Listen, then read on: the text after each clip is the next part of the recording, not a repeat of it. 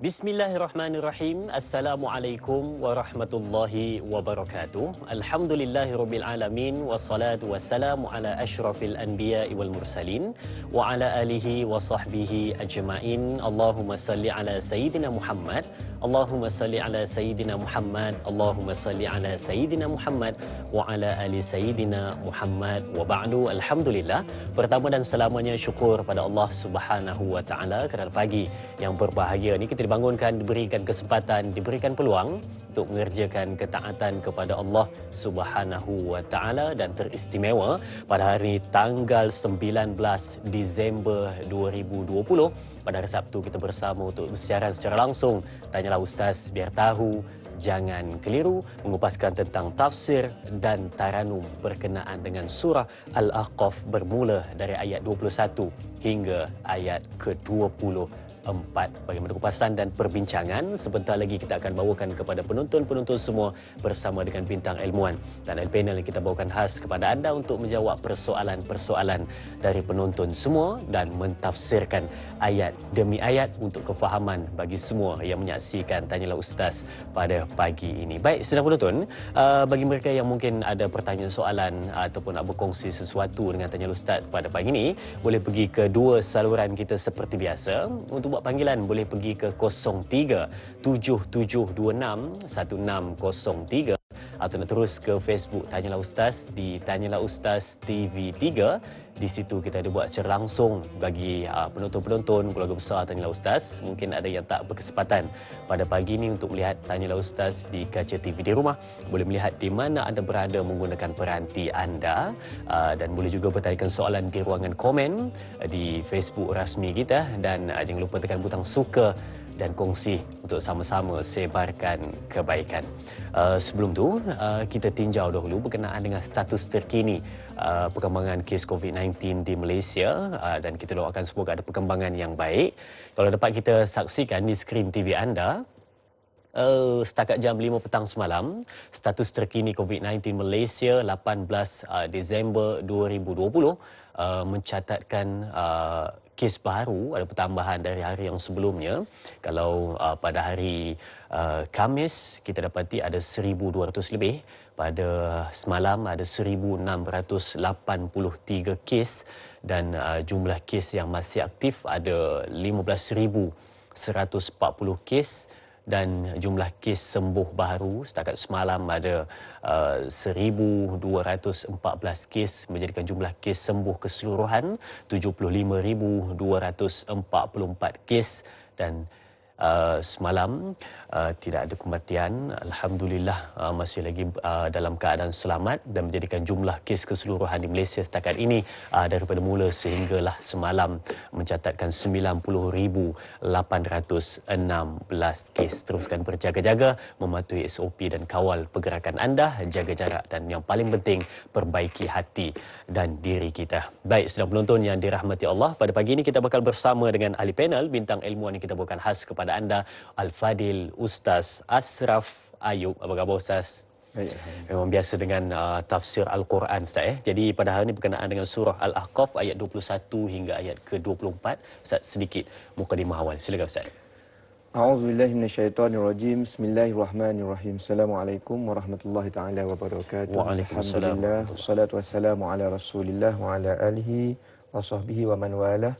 Yang saya hormati tuan-tuan dan puan-puan muslimin dan juga muslimat, para penonton setia kepada rancangan kita iaitu Tanyalah Ustaz, biar tahu jangan keliru. Mudah-mudahan pada pagi yang berbahagia ini kita diberikan kekuatan dan juga kefahaman untuk memahami apa yang ingin Allah Subhanahu Wa Taala sampaikan melalui sambungan pembelajaran kita semalam, di mana kalau anda mengikuti rancangan Tanyalah Ustaz setiap hari, anda tahu semalam kita berada di dalam segmen tafsir, di mana tafsir kita kali ini cuba memahami surah Al-Ahqaf. Kalau semalam kita baru saja selesai ayat 17 sampai ayat 20, hari ini tuan-tuan dan puan-puan yang dimuliakan, kita akan sambung pembelajaran kita daripada ayat 21 sehinggalah ayat 24. Dan saya kira adalah molek kalau kita mulakan pembelajaran kita pada pagi ini untuk menjemput barakah dengan sama-sama mengaji, membaca ayat yang ingin kita tadabburkan pada pagi ini. Saya harap tuan-tuan dan puan-puan yang sedang menonton walau di mana sahaja anda berada, tak kiralah anda menonton melalui siaran televisyen ataupun mungkin ada sebilangan anda yang menonton melalui Facebook dan sebagainya. Mungkin ada yang menonton daripada dalam negara, daripada luar negara mungkin, ya.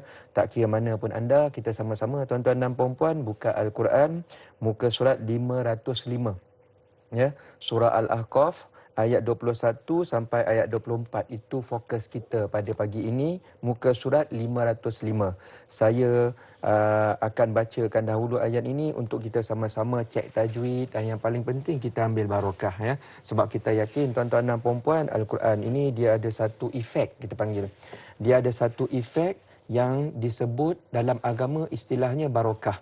Ini kelebihan agama kita. Dia ada satu perkara yang sangat penting. Benda ni tak nampak tapi kita dapat rasa. Dia boleh ubah kehidupan kita kalau kita yakin. Perkara itu yang dipanggil sebagai barakah. Barakah ni apa, tuan-tuan dan puan-puan? Barakah ni maksudnya kebaikan yang Allah SWT akan curahkan ke dalam kehidupan kita, dan kebaikan yang Allah bagi itu dia bukan bagi sekali. Dia bagi berlipat kali ganda. Ya, sesuatu perkara baik yang akan keep multiplying, itu maksud barakah. Itu maksud barakah. Jadi orang yang selalu ikut agama ni, tuan-tuan dan puan-puan, kata Allah SWT, kami akan jaga hidup mereka ni, jaga rezeki, jaga anak, jaga masa, semua perkara Allah SWT akan jaga based on konsep barakah. Barakah ni apa? Saya dah terangkan dah tadi. Maknanya tuan-tuan dan puan-puan, bila anda menonton rancangan Tanya Ustaz pagi ni, anda sedang membuat wise decision, kata orang putih. Right decision, sebab decision yang kita buat pada pagi ini, kita akan spend lebih kurang 2 jam, lebih kurang lah 2 jam, ya, untuk meneliti 4 ayat daripada surah Al-Ahqaf ini. Apa manfaat kepada kita, Ustaz? Manfaat yang saya panggil tadi, barakah. Kita niatkan dengan niat yang luhur, mudah-mudahan Allah SWT kongsikan perkara-perkara baik dalam kehidupan kita. Baik, mari kita mulakan bacaan. A'udzu billahi minasy syaithanir rajim. واذكر أخا عاد إذ أنذر قومه بالأحقاف وقد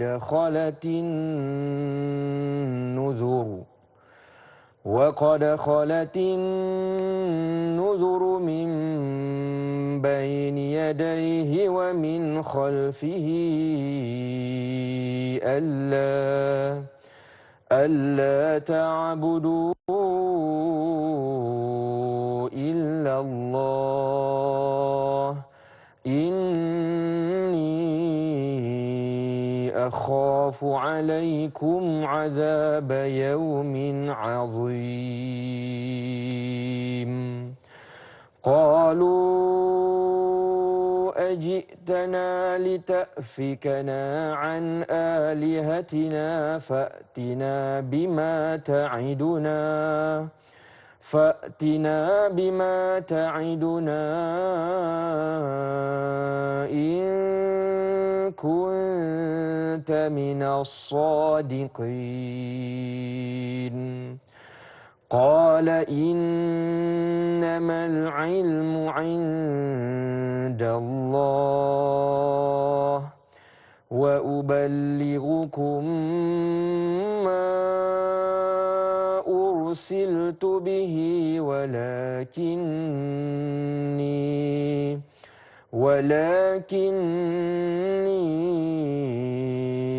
أراكم قوما تجهلون فلما رأوه عارضا مستقبل أوديتهم قالوا هذا عارض ممطرنا بل هو ما استعجلتم به ريح فيها عذاب أليم Sadaqallahul azim. Begitulah tuan-tuan dan puan-puan sedikit sebanyak bacaan kepada ayat yang ingin kita kupas pada pagi ini, dan saya akan teruskan kepada kefahaman dia, ya. Apa yang ingin Allah Subhanahu Wa Taala sampaikan. Sekarang ni kita dah masuk belajar ni ya tuan-tuan dan puan. Saya harap anda yang ada kesempatan boleh bawa buku catatan dan sebagainya. Ada yang mencatat nota melalui handphone pun ada ya. Saya harap kita sama-sama catat, sebab bagi saya ayat 21 sampai ayat 24 ni dia berkongsi kepada kita beberapa poin-poin penting ya yang sangat relevan kepada kehidupan kita sekarang. What is our biggest mistake? Itu poin dia tuan-tuan dan puan-puan yang Allah SWT ingin kongsikan, dan seperti biasa cara Allah SWT kongsi ni, dia akan bagi tahu same mistake yang pernah orang dulu pernah buat.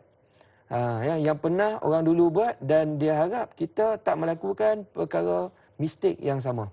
Dia lebih kurang macam ni lah kalau kita masuk sekolah tuan-tuan dan puan. Kita ni jenis baru masuk tingkatan 3 baru masuk, ataupun tingkatan 4 lah kita masuk sekolah lain contohnya kan. Selalunya dia akan ada minggu orientasi. Minggu orientasi ni cikgu bagi tahu A to Z, termasuk perkara, antara perkara dia beritahu ialah cerita tentang disiplin. Dan kadang-kadang cikgu ni akan sembang ya. Dia akan bagi tahu beberapa contoh pelajar-pelajar yang dulu ni cemerlang, lepas tu dia buat hal, dia buat kes, lepas tu dia kena buang sekolah.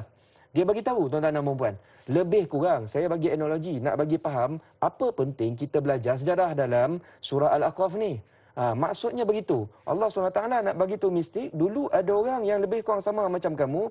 Depa ni pandai, ada teknologi canggih, maknanya serba-serbi hebat, badan gagah perkasa, tapi dia ada buat satu mistik, dan mistik tersebut yang menyebabkan hidup mereka merana tuan-tuan dan puan-puan.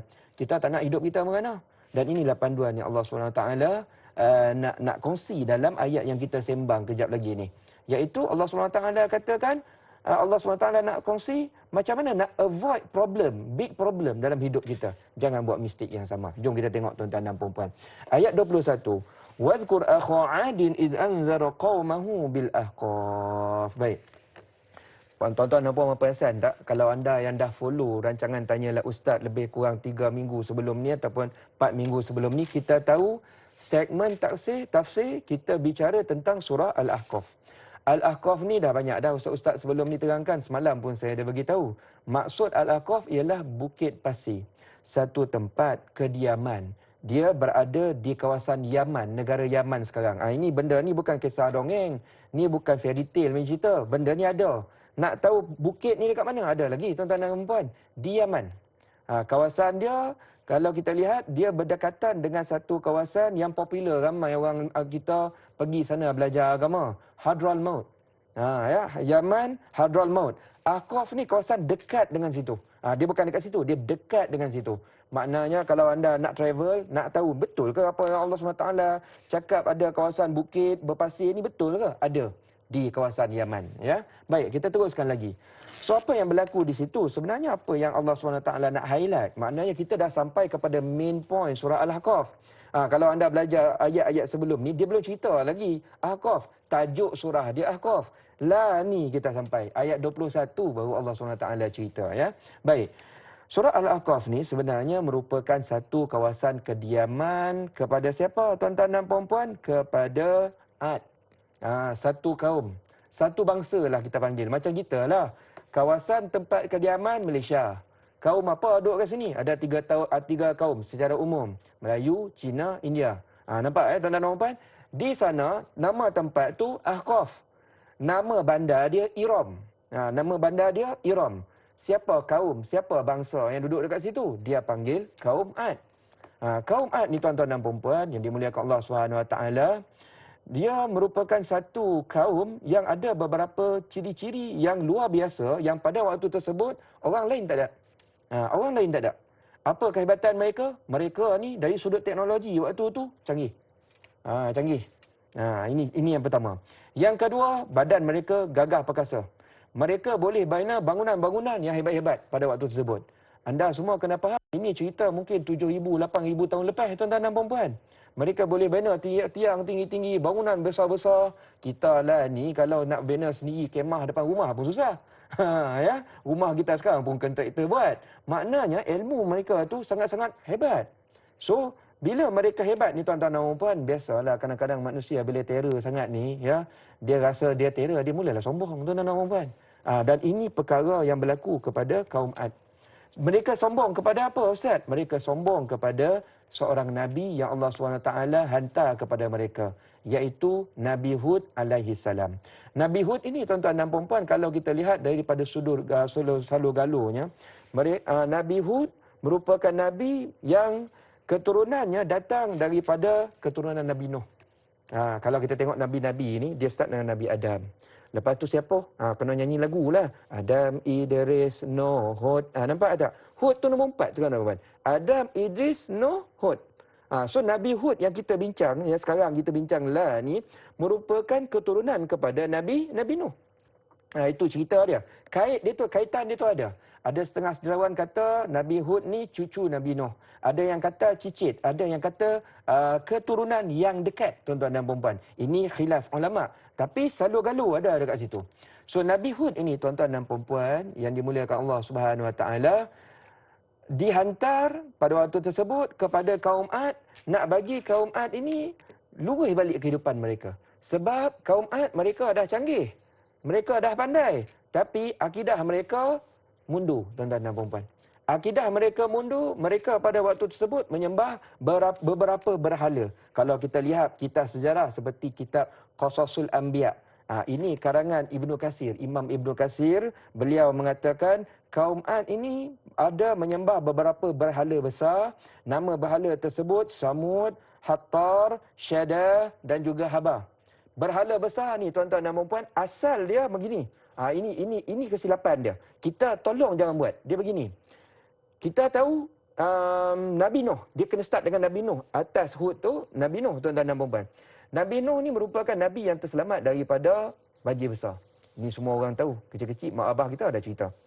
So bila Nabi Nuh dah terselamat daripada banjir besar pada waktu tersebut, tuan-tuan dan puan-puan, baginda terselamat bukan seorang. Ada beberapa orang lain yang sama dengan baginda.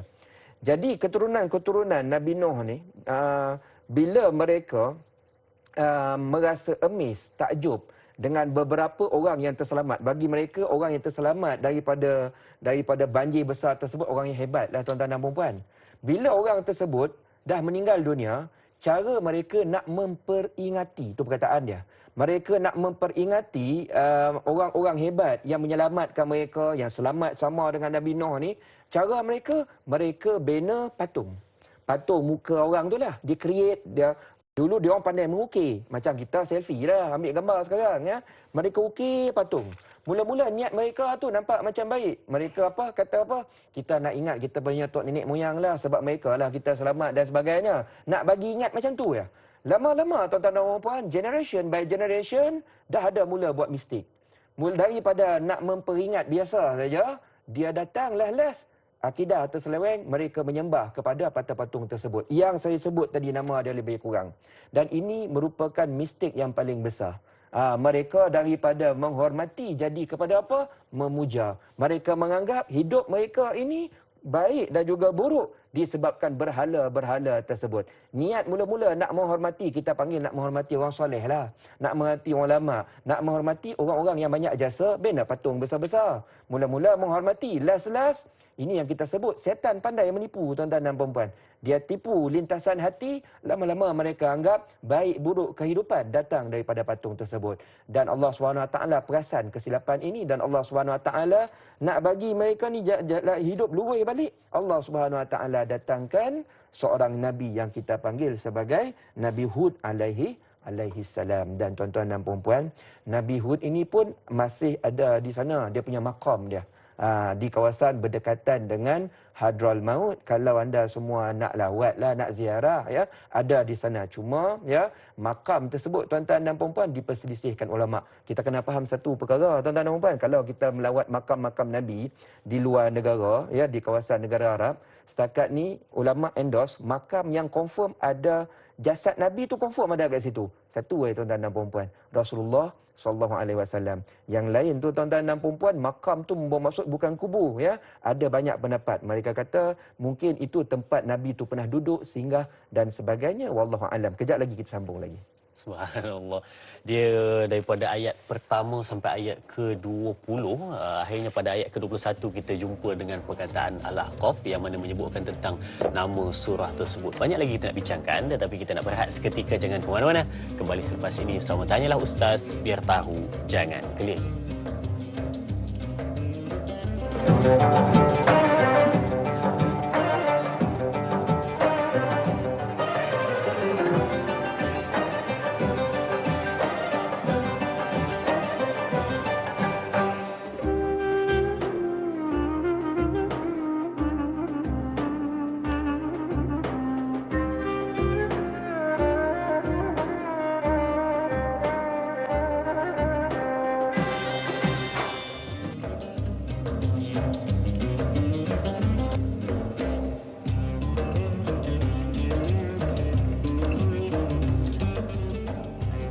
Bersama dengan panel kita bawakan khas kepada anda Al-Fadhil Ustaz Ashraf Ayuh dengan kita mengupas berkenaan dengan surah Al-Ahqaf ayat 21 hingga ke ayat 24. Dan pada awal tadi diuraikan secara dasarnya berkenaan dengan apa yang dapat kita fahami pada ayat ke-21, dan kita nak lihat soalan di Facebook pada awal perbincangan kita ini berkenaan dengan ayat 21.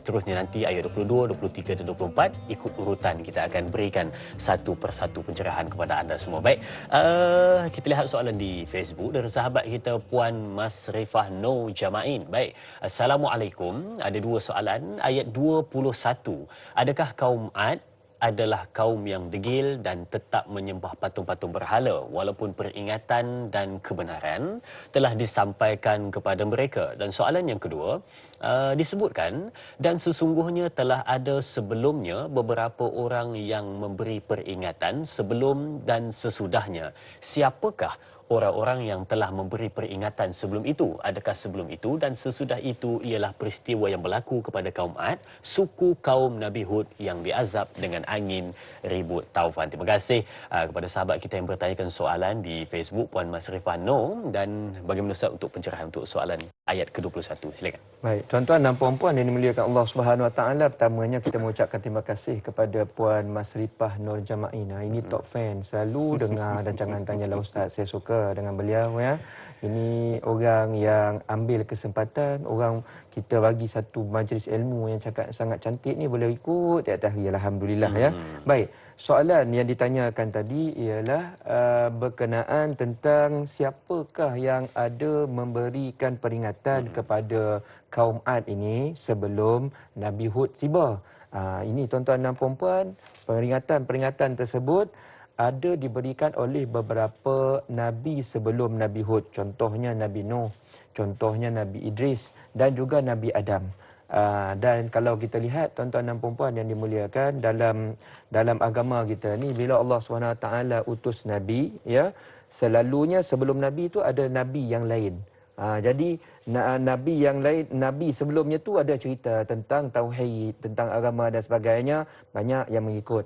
Tapi dah bila mereka mulai lupa, mulai lalai, Allah bagi lagi seorang Nabi. Itu satu contoh.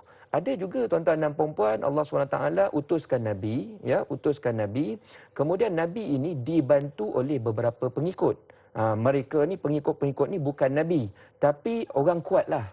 Ya, orang kuat Nabi yang bantu sebar luaskan dakwah. Sebagai contoh, kalau kita lihat Nabi Isa alaihi salam, baginda ada beberapa pembantu. Pembantu tersebut kita panggil sebagai Hawari. Ada gelarannya di dalam Al-Quran. Ada juga beberapa Nabi, tuan-tuan dan puan-puan, dibantu juga oleh Nabi juga. Contoh dalam surah Yasin. Kan ada kata, ya, ada seorang kami hantar Nabi, lepas tu kami kuatkan lagi, ya, hantar dua Nabi, fa'azzazna bisalis, hantar lagi seorang, tak jalan kaum tersebut. Allah SWT hantar pula orang yang biasa-biasa tapi tukang sokong dakwah. Ada, anda baca surah Yasin tuan-tuan dan puan, nama dia Habib An-Najjar. By the way, cerita tentang surah Yasin, saya dah nak jemput tuan-tuan dan puan. Hari Isnin ni saya ada buat satu kuliah percuma di FB kami, Ustaz Ashraf, cerita tadabbur surah Yasin jam 9 malam. Kalau anda nak tonton boleh pergi ke situ, ya. FB Ustaz Ashraf, tapi hari Isnin bukan hari ni. Ya, hari Isnin 9 malam. Itu cara Allah SWT bantu sokong dakwah tugas-tugas para nabi dan juga rasul. So dalam kes kita sekarang ini, Nabi Hud, ya, Nabi Hud dibantu oleh kaum Nabi Hud telah diceritakan sebelumnya itu nabi-nabi yang lain, iaitu Nabi Nuh, Idris dan juga Adam. Tapi tuan-tuan dan puan-puan, mereka ni tak nak dengar. Mereka tak nak dengar kata-kata yang disampaikan oleh Nabi Hud tadi. Apa yang ingin disampaikan oleh Nabi Hud? Alla ta'budu illallah. Saya ni datang bukan nak kacau kamu, ya. Tapi saya ni datang nak bagi tahu poin yang sama yang pernah dibagi tahu oleh Nabi sebelum kita ni. Maknanya kaum Nabi Hud ni, Ad ni tuan-tuan dan puan, mereka dah tahu dah. Nabi Nuh dan sebagainya. Ini cerita nenek moyang ya tuan-tuan dan puan. Ya, cerita nenek moyang. Macam kita dah, cerita hang tuah dan sebagainya. Kita tahu dah ini cerita nenek moyang. Tapi ada waktu kadang-kadang dia alpa. So Allah Subhanahu Wa Taala hantar Nabi Hud bagi mesej yang sama. Alla ta'budu illallah. Sembah, nak berharap, nak minta tolong dengan Allah SWT sahaja. Dulu, bila Allah SWT pernah tolong moyang kita yang bernama Nabi Nuh, semua selamat. Takkan hampa dah lupa? Kenapa sekarang ni tiba-tiba bila dah selamat, dah pagui, dah pandai, dah canggih, tiba-tiba sembah patung yang kita pun tahu asal usul, kita yang bina patung tersebut. Lebih kurang macam itulah tuan-tuan dan puan-puan. Nabi Hud sungguh-sungguh nak selamatkan kaum mereka, ya. Kenapa? Sebab Nabi Hud ni concern. Apa kata baginda? Inni akhafu alaikum azab yaumin azim. Aku lah ni datang bagi tahu perkara penting ni sebab aku tak nak kamu nanti ada problem lepas ni. Akhafu alaikum azab yaumin azim. Sebab dah nampak dah. Bukti sebelum kita dah nampak. Mana-mana grup ataupun kaum yang menolak agama, yang tolak Nabi. Kes mereka pada waktu tersebut Nabi Nuh. Mereka tahu tuan-tuan dan puan, apa yang berlaku kepada kaum Nabi Nuh? Habis tuan-tuan dan puan-puan. Tuhan kalau murka, ni zaman dulu punya cara. Tuhan kalau murka, Tuhan sapu habis. Tuhan sapu habis. Bila sekali datang banjir, semua mati tuan-tuan dan puan. Ya, zaman kita selamat. Kita ni betul. Zaman Rasulullah SAW, umat Rasul ni, Allah SWT kalau bagi azab sikit-sikit dia. Banyak bagi teaser ya tuan-tuan dan puan. Dia tak wipe semua nation tak mati ya. Dia bagi sikit-sikit. Tapi zaman dulu lain. Kalau Allah SWT murka, habis semua meninggal. Macam kaum-kaum Nabi Nuh yang derhaka. Kejap lagi kita akan sampai kepada cerita bagaimana kaum Nabi Hud ini, mereka still degil, mereka tolak ajaran Nabi Hud tadi. Macam mana Allah SWT menyeksa mereka. Kita akan sampai pada ayat tersebut. Wallahu a'lam. Bila mana tetap diberi peringatan tapi masih lagi berdegil dan tak nak ambil peduli dengan apa yang cuba disampaikan oleh Nabi Hud alaihissalam. Bila mana disebutkan pada ayat ke-21 yang di ujung itu, janganlah kamu menyembah selain daripada Allah. Kerana apa? Kata Nabi Hud, aku bimbang ada sesuatu yang tak diingini bakal menimpa kaum Nabi Hud alaihissalam. Tapi mereka tak nak ambil cakna dan ambil peduli tentang nasihat yang diberikan. Tapi maka ada lagi benda yang bakal kita kongsikan kepada anda berkenaan dengan rentetan ayat pertama tersebut. Baik, soalan seterusnya juga di Facebook, Tanyalah Ustaz, dari sahabat kita, Puan Rahimah Saud. Baik, soalannya, Assalamualaikum. Ayat ke-21, bagaimanakah keadaan lembah Al-Ahqaf yang dihuni oleh kaum Nabi Hud alaihissalam yang bersaiz besar? Dan soalan yang kedua, Rasulullah SAW semasa melintasi tempat-tempat yang pernah diturunkan azab, maka akan Rasulullah mempercepatkan langkah baginda dan tidak senyum. Adakah Rasulullah SAW ditunjukkan keadaan azab oleh Allah Subhanahu Wa Taala? Terima kasih Ustaz Danai. Biar tahu jangan keliru. Terima kasih juga Puan Rahimah Saud atas soalan yang ditanyakan. Dan soalan yang kedua itu berkenaan dengan Rasulullah SAW. Jadi soalan pertama Ustaz, silakan. Baik, terima kasih banyak kepada Puan Rahimah Saud. Kita terus kepada soalan. Yang pertamanya, lembah Ahqaf ni besar ke kecil? Besar tuan-tuan dan puan. Ini bukan cerita kampung ya, dah. Ini nation tuan-tuan dan puan. Ini cerita bandar macam KL lah, lebih kurang. Besar saiz dia tu. Kalau anda nak tengok, anda pergi lah ke Yaman tu. Ya, Saki baki peninggalan masih ada. Kalau kita Google ada tak gambar dia Ustaz? Dia Google kawasan batu dia tu, bukit dia tu ada. Dulu kehebatan mereka, kalau kita pergi ke tempat yang bernama Ahqaf ni, mereka di sana ada kawasan padang pasir. Lepas tu ada bukit-bukit yang terdiri daripada batu. Kehebatan mereka pada waktu tersebut, mereka boleh tebuk, ukir batu tersebut, jadikannya sebagai kediaman. Kalau yang paling dekat, teknologi ni diwarisi ke zaman ni. Kalau kita nak tengok yang paling dekat, pergi dekat Petra. Ini di Jordan. Ini Saki Baki. Mereka boleh buat bangunan cukup cantik. Ada. Ya, orang dulu power, dia orang kuat. Contoh Firaun lah. Kubur pun dah besar. Tu sebenarnya piramid tu kubur yang baru tu, tahap kubur. Ya, bayangkan dia punya rumah kan macam mana. Ya, orang dulu macam tu tahap dia. So, Aqaf pendek cerita ada lagi kawasannya di sana, boleh lawat lah. Nanti Covid dah habis, mungkin boleh kita pergi ke sana ya. Soalan nombor 2, tuan-tuan dan puan-puan, cerita tentang Rasulullah SAW. Apabila baginda melewati kawasan-kawasan yang pernah dikenakan azab, ya, seperti kawasan-kawasan sebegini. Mengapa reaksi Rasulullah SAW, jalan baginda tu laju, kenapa baginda tak senyum, ya? Apa sebab dia? Sebab dia ialah, tuan-tuan dan puan-puan, Tuhan sebenarnya melalui Rasulullah SAW nak ajar kita bagaimana nak memberi reaksi kalau kita pergi ke tempat-tempat tersebut. Contoh, tuan-tuan dan puan-puan, kalau ada rezeki lepas ni pergi ke kawasan dekat dengan Hadraul Maut yang kita cerita lah ni, ada dia punya Saki Baki tinggalan. Kalau kita ada rezeki lepas ni, boleh pergi Mesir, tuan-tuan dan puan-puan, tengok piramid tu. Ya, tengok piramid, boleh pergi Madain Soleh. Itu kaum Nabi Soleh dekat dengan Madinah, atas sikit. Kalau pergi umrah, boleh pergi ke sana, tuan-tuan dan puan-puan. Semua tempat-tempat ni ada diceritakan dalam Al-Quran.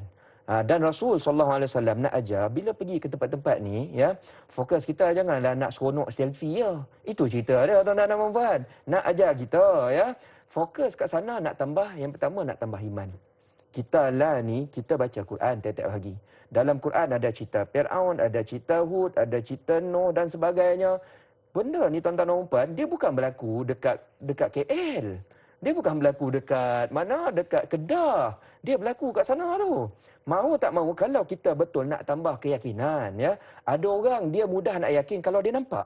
Kita panggil sebagai seeing is believing. Nampak baru percaya, tuan-tuan dan puan-puan. Jadi kalau kita ni jenis macam tu, nak percaya Al-Quran lebih mudah, kena pergi tengok, kita boleh pergi ke sana. Tapi Rasul kata waktu pergi sana, fokus nak tambah iman. Fokus nak tambah gerun kepada Allah SWT. Ni bukti tempat Allah pernah bagi apa? Tunjukkan kemurkaannya. Kita jangan jadi macam itulah. Mudah-mudahan kita balik bawa bekal mahal itu. Bekal iman, bekal takwa. Selfie pun boleh, tak ada masalah ya. Cari yang dua ni dulu ya. Wallahu a'lam. Wallahu a'lam. Sebagai peringatan untuk kita dan yang bersama dengan kita, baginda Nabi Muhammad SAW mempercepatkan jalan dan tidak senyum kerana ada sebab kenapa baginda melakukan seperti itu. Baik, kita ada pemanggil di talian. Assalamualaikum. Waalaikumsalam warahmatullahi wabarakatuh. Dai Azrin dan Ustaz Asraf Ayub. Saya Omar Abdul Majid dari Felda Cini Timur 3, Pekan Pahang. Assalamualaikum Ustaz dan Dai. Waalaikumsalam warahmatullahi wabarakatuh. Apa khabar? Bagus Baik, alhamdulillah. Alhamdulillah. Ya, baik Ustaz. Jadi soalan saya begini Ustaz. Saya cakap dengan Dai ini pasal dia bahasa sama dengan saya Ustaz. Minta maaf lah. Pasal dia bahasa Banjar dengan saya juga. Jadi macam ni soalan saya ni Ustaz ya. Tadi Ustaz ada menyebut mengenai umat Nabi Hud ini ya. Umat Nabi Hud yang degil tak dapat menerima kenyataan. Soalan saya, umat Nabi Nuh telah pun dikenakan azab dan mereka melihat dengan mata sendiri dan mereka tidak pernah nak menyedari ataupun tidak pernah sedar dengan kesilapan yang dilakukan oleh umat Nabi Nuh. Persoalan saya, apakah faktor sebenar yang menyebabkan mereka ini cukup degil? Adakah mereka ini dari golongan yang hebat-hebat ke, bangsawan ke, ataupun golongan yang intelektual ke, apa yang dikatakan sebagai bijak pandai ataupun macam mana ke ni Ustaz, sedangkan mereka tidak dapat melihat azab yang diturunkan tetapi mereka tidak pernah nak menginsafi apa yang dinasihati oleh Nabi Hud ini kepada umatnya. Itu soalan saya Ustaz dan Dai. Terima kasih banyak Ustaz dan Dai. Assalamualaikum. Waalaikumsalam warahmatullahi wabarakatuh. Terima kasih Tuan Omar Abdul Majid atas soalan yang ditanyakan berkenaan dengan pelbagai bencana ataupun azab telah ditimpakan kepada umat Nabi Nuh, katanya Nabi Nuh AS, dan disaksikan oleh mata kepala mereka, tetapi tidak dapat mengambil peduli dengan apa. Mungkin ada beberapa sebab yang menyebabkan mereka masih lagi degil walaupun telah banyak bencana diberikan. Ustaz, silakan. Baik, pertamanya saya ingin mengucapkan terima kasih banyak kepada Tuan Haji Omar. Tuan Haji Omar kita ni pun, beliau ni merupakan salah seorang penonton setia kita juga, selalu telefon ya. Terima kasih banyak Tuan Haji Omar. Soalan yang bagi saya sangat bagus kerana Soalan tersebut bantu kita, guide kita nak faham lebih lanjut point kita pada pagi ini, ya. It's all about ada satu kaum, ada satu grup manusia pada zaman dahulu, bila Allah SWT hantar seorang baik yang bernama Nabi Hud, cakap baik-baik, bagi poin-poin yang baik, niat pun baik nak selamatkan mereka daripada hidup sengsara dan sebagainya, mereka tolak.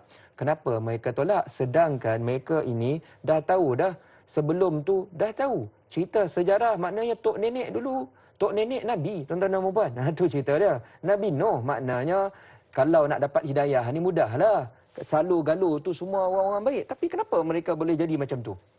Tuan-tuan dan puan yang dimuliakan Allah SWT. Jawapan dia ada dalam ayat 23. Jawapan dia ada dalam ayat 23, ya. Qala innamal ilmu indallah wa uballighukum ma ursiltu bihi, kat last dia tu. Walakinni arakum qauman tajhalun, dan aku rasa kamu ni semua orang-orang jahil. Ni kata Nabi Hud kepada kaum baginda, ya. So apa maksud jahil? Jahil ni tuan-tuan dan puan, cerita dia maksudnya apa? Orang yang dia jahil ni bukan maksud macam yang kita faham, jahil ni tak tahu apa-apa. Tak. Jahil ni definisi yang dinyatakan dalam agama ialah ada sekumpulan orang yang pandai, yang intelijen, yang cream student kita panggil. Ni saya banyak bagi bahasa mudah. Dia bukan tak tahu, dia bukan tak sedar, dia bukan tak nampak. Semua informasi tentang perkara betul tu dia dah tahu. But still dia buat silap. Still dia buat wrong decision. Why, tuan-tuan dan puan-puan? Mudah ya. Dia ada satu perangai, dia degil. Dia degil. Kenapa dia degil? Dia suka ikut emosi. Ni perkataan dia. Kan degil ni emosi, tuan-tuan dan puan-puan. Jenis tak boleh kena tegur. Dah dia rasa jenis ketekak ni, tuan-tuan dan puan, ya. Sebab Nabi Nuh tu dulu tegur depa lah buat silap. Tapi depa ni kan orang pandai, teknologi canggih, buat bangunan hebat-hebat, tiba-tiba datang ustaz. Tu bahasa kita. Datang ustaz, datang tabligh. Macam itulah tahap, tuan-tuan dan puan. Cakap sembang kencang, cakap salah tu kena betul ni. Kita pun tuan-tuan dan puan jangan cakap kaum Nabi Hud ni, ya. Kita ni pun tengah sedap, kita ada perangai suka melayan, contohlah melayan media sosial sampai 2-3 jam. Tiba-tiba datang kawan sembang, hampa ni janganlah layan lama sangat, jom kita mengaji. Kita pun berubah air mekok muka. Kita pun mengamuk. Konon kita cakap apa Nabi Hud ni degil, kita baru tahap WhatsApp ni pun kita dah kalah dah. Betul tak tuan-tuan dan puan? Cerita kena tegur padahal benda betul. Kenapa dia tolak? Sebab ni dalam hati ni dia ikut emosi yang kita panggil sebagai degil, sebagai sombong, sebagai satu emosi yang kita panggil tak boleh nak kena tegur. Itu ya. Dia bukan tak tahu Quran tu bagus. Dia bukan tak tahu ni semua cerita Nabi Hud ni semua betul. Ini cerita Nabi Nuh ni cerita ni. Depa tahu benda ni betul. Tapi why tak nak ikut? Saya dah bagi tahu dah tadi tuan-tuan dan puan. It's all about habit jahil yang dikatakan tak boleh kena tegur ni. Bahaya tuan-tuan dan puan. Ini main point yang Allah SWT nak cerita. Karakter degil tak nak kena tegur sampai menolak kebenaran ni, janganlah bawa jauh-jauh, jangan bawa lama-lama dalam hidup. Nanti merana hidup kita. Wallahu a'lam. Sebab dia satu je, bila mana ada satu sifat yang tak boleh ditegur dan tak nak menerima nasihat. Jadi sedang menuntun satu sifat yang nampak kecil tetapi sebenarnya impak yang besar membawa kepada kehidupan. Baik, kita nak berehat seketika, jangan ke mana-mana. Kembali selepas ini bersama Tanyalah Ustaz, biar tahu jangan keliru.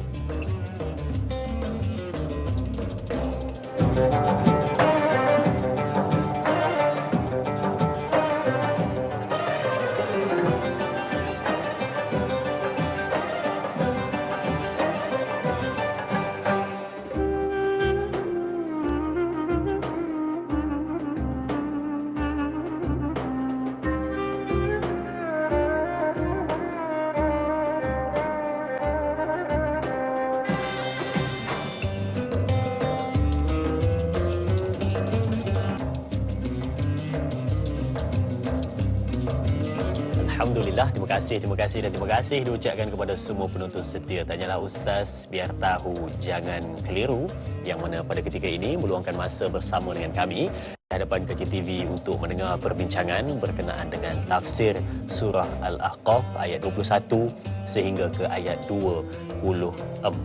Jangan kita hanya sekadar mendengar, tetapi ambil pena dan kertas ataupun buku nota anda untuk dicatat segala isi yang disampaikan. Nanti bila mana dah habis ataupun selesai perbincangan kita, maka sebarkanlah kepada sahabat-sahabat anda, kecil sahaja usahanya tetapi besar manfaatnya. Baik, untuk perbincangan pada ayat yang ke-22, mari kita saksikan di skrin anda soalan di Facebook Tanyalah Ustaz dari sahabat kita Sal Rasid Cici. Baik, Assalamualaikum. Petikan sebahagian dari ayat 22 berbunyi, maka bawalah azab seksa yang engkau janjikan itu kepada kami jika engkau dari orang-orang yang benar.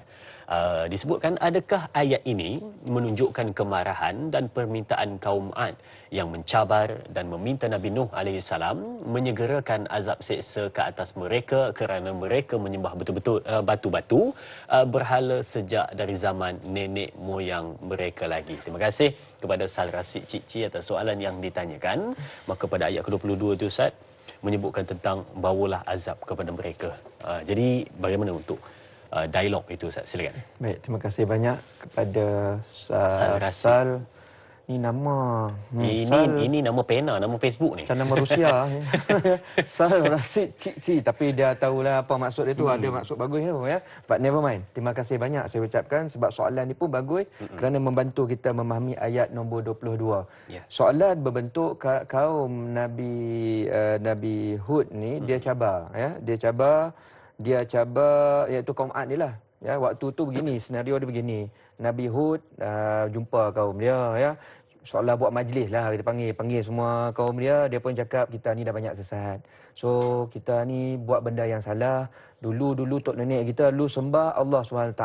Kita lah ni tiba-tiba bantai sebab berhala. So kita kena perbaiki soal kesilapan kita ni sama-sama. Saya nak ajak kamu semua sama-sama kita sembah balik Allah SWT. Tu cerita dia, tuan-tuan dan puan. Tiba-tiba mereka ni jenis degil.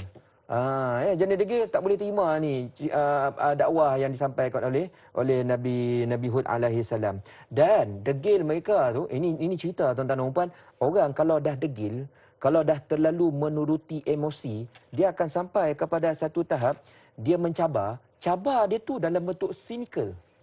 Tahu cynical? Sinis. Sinis macam mana dia cakap? Hud, hampa ni banyak cerita lah, suruh kami semayang lah, suruh kami pergi masjid lah, suruh kami beriman lah. Tadi hampa ada beritahu kami kalau kami tak semayang apa semua ni nanti kami ada banyak problem ya. Mana problem tu? Ini kata-kata sini tuan-tuan dan puan. Ini ayat dia. Fa'tina bima ta'iduna in kunta minas shadiqin. Kamu kata nanti kalau kami tak ikut agama, tak ikut ajaran Allah SWT ni, kami ada problem. Nanti ada datang musibah, wabak ke, masalah, problem ke. Mana dia? Kalau betul, bawa sekarang. Kami tak nak tunggu lama-lama. Nampak tak tuan-tuan dan puan? Dia nak tunjukkan two in one dalam tu. Cakap sombong, itu yang pertama. Yang kedua, cakap sinis. Dia perli. Dia perli. Dan perkara ini tuan-tuan dan puan-puan yang membuatkan Allah SWT sangat-sangat murka. Dan saya tak nafikan tuan-tuan dan puan-puan, perangai ini kenapa mereka ada ya. Kembali kepada yang saya katakan tadi. Kita ni tuan-tuan dan puan-puan nak tinggal benda yang dah menjadi habit kita. Sebab habit pada waktu tersebut sembah patung berhala pada waktu tersebut. Tiba-tiba ada somebody cakap ni elok sembah Allah SWT. Nak tukar benda lama, tiba-tiba ikut benda baru, walaupun benda baru tu bukti dah nyata, budi dah cukup. Bukan senang tuan-tuan dan puan. Bukan senang. Kita baca ni, kita jangan kata mereka ni degil. Kita ni pun macam saya kata tadi lah tuan-tuan dan puan, ya, dah biasa layan media sosial 2-3 jam. Kawan tiba-tiba ajak kita mengaji, cakap baik-baik pun kita kadang-kadang ada juga perangai sinis tu keluar. Ya. Ini ustaz tak ustaz pun perangai sama tuan-tuan dan puan. Ya. Saya bercakap ni pun, saya pun ada kadang-kadang perangai tersebut berlaku. Cerita tentang manusia susah nak menerima bila ditegur. Sama-sama bila kita belajar ni tuan-tuan dan puan, pujuk-pujuk hati ya, kita tahu mana barrier kita. Mana barrier kita. Bila sampai kepada benda-benda baik, pada waktu tersebut kita tak boleh nak ikut emosi. Yang kita nak ikut ialah takwa. Kita nak cari takwa kepada Allah SWT. Yang kita buat macam mana bila sampai cerita tentang agama, perangai yang kita keluar waktu tersebut bukan tajhalun, tapi sami'na wa ata'na. Kita harap begitu nah tuan-tuan dan puan-puan. Kalau orang tanya apa pembelajaran daripada kisah ni, dia cerita tentang nak memperbaiki karakter, emosi dan juga sikap. Bila jumpa poin-poin agama, senang nak menurut. Wallahu a'lam. Dengar dan taat, tetapi bukannya dengar dan petikai. Itu dua benda yang berbeza, tetapi selalunya ada dalam diri kita. Baik, kita ada pemanggil di talian. Assalamualaikum. Waalaikumsalam warahmatullahi wabarakatuh. Ya tuan, siapa di sana? Saya Ismail dari Sungai Buloh. Tuan Ismail, Mak Isa dari Sungai Buloh, ya betul Sebelum soalan saya tanya Ustaz, saya nak baca dua ayat Ustaz. Minta Boleh, tolong silakan. Ustaz perbetulkan mana ada salah silap ya Ustaz. Boleh, silakan. InsyaAllah. A'udzu billahi minasy syaithanir rajim. Bismillahirrahmanirrahim. واذكر أخا عاد إذ أنذر قومه بالأحقاب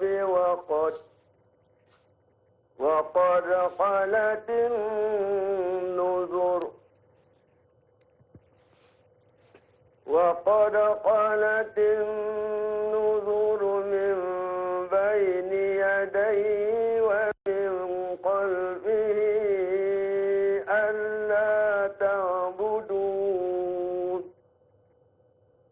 ألا تعبدوا إلا الله إني أخاف عليكم عذاب يوم عظيم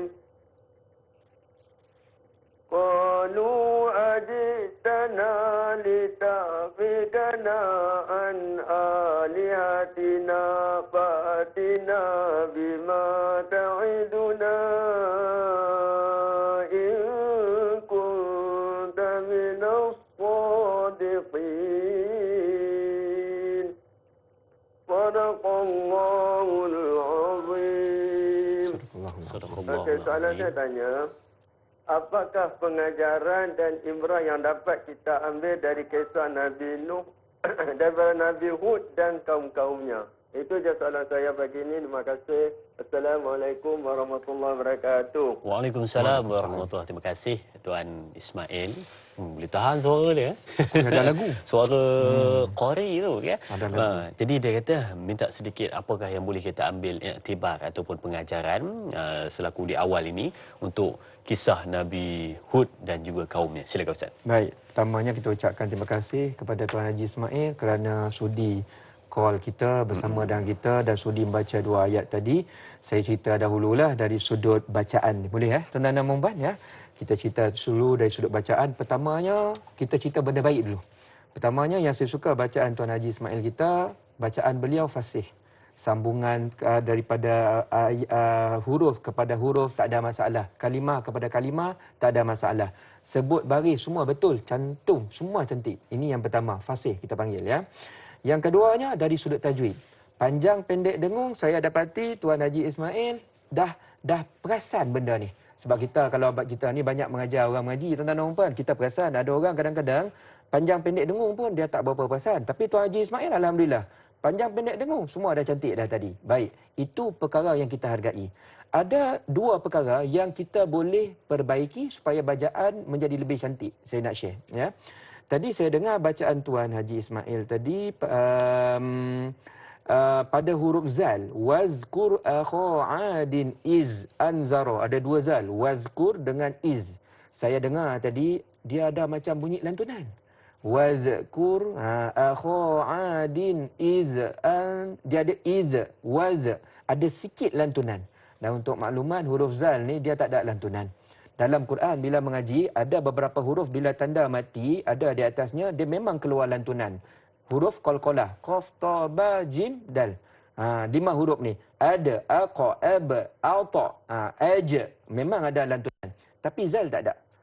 Zal tak ada. Jadi bila kita sebut huruf zal ini memang kesilapan yang kadang-kadang orang terlepas pandanglah ya. Bila sebut huruf zal kena mati betul-betul. Wazkur akha adin iz dia kena mati. Iz Kalau kita tak mati betul-betul, nanti keluar lantunan tu. Iza. Ini perkara pertama. Yang kedua, saya dengar tadi ada beberapa tempat bila Tuan Haji kita baca, bunyi dia tu, dia kalau markah 100, dia baru markah 65. Silap sikit ya. Dekat mana? Wazkur akha adin. Bunyi dati din. Yang betul adalah din. Adin, bukannya adin. Itu yang pertama. Yang kedua, waqada khalatin nuzuri. Dia semua baris bawah punya cerita ni. Tadi saya dengar sebutan dia tu macam sengit sikit. Waqada khalatin, dia sebut tin. Yang betul adalah tin. Kita cuba baiki sikit.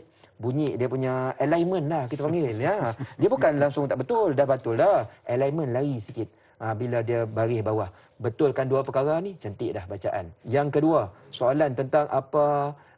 pengajaran sedikit. Pengajaran daripada kisah yang kita sedang belajar ni ya.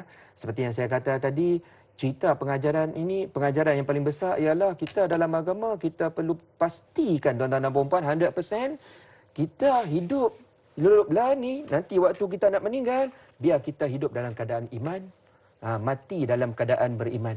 Kita harap nanti kita dapat berkumpul dengan orang-orang yang beriman. Itu main point dia.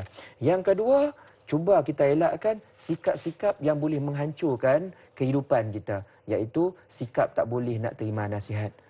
Jenis tadilah, jenis sombong, jenis bila orang nak nasihat kita pun balas balik kata-kata sinis, kata-kata yang ada banyak ego, ujub dan sebagainya.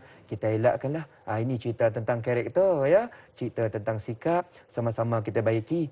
Saya bukan cerita tuan-tuan dan puan saja. Saya boleh cerita lah ni, banyak saya reflect diri saya. Masih ada lagi sikap-sikap sebegini. Saya takut sangat kalau aku meninggal dengan sikap macam ni, takut dapat kemurkaan Allah SWT. Saya harap satu ya, tuan-tuan dan puan-puan yang sedang menonton, tolong doakan kesejahteraan. Biar saya ni dapat hati yang baik.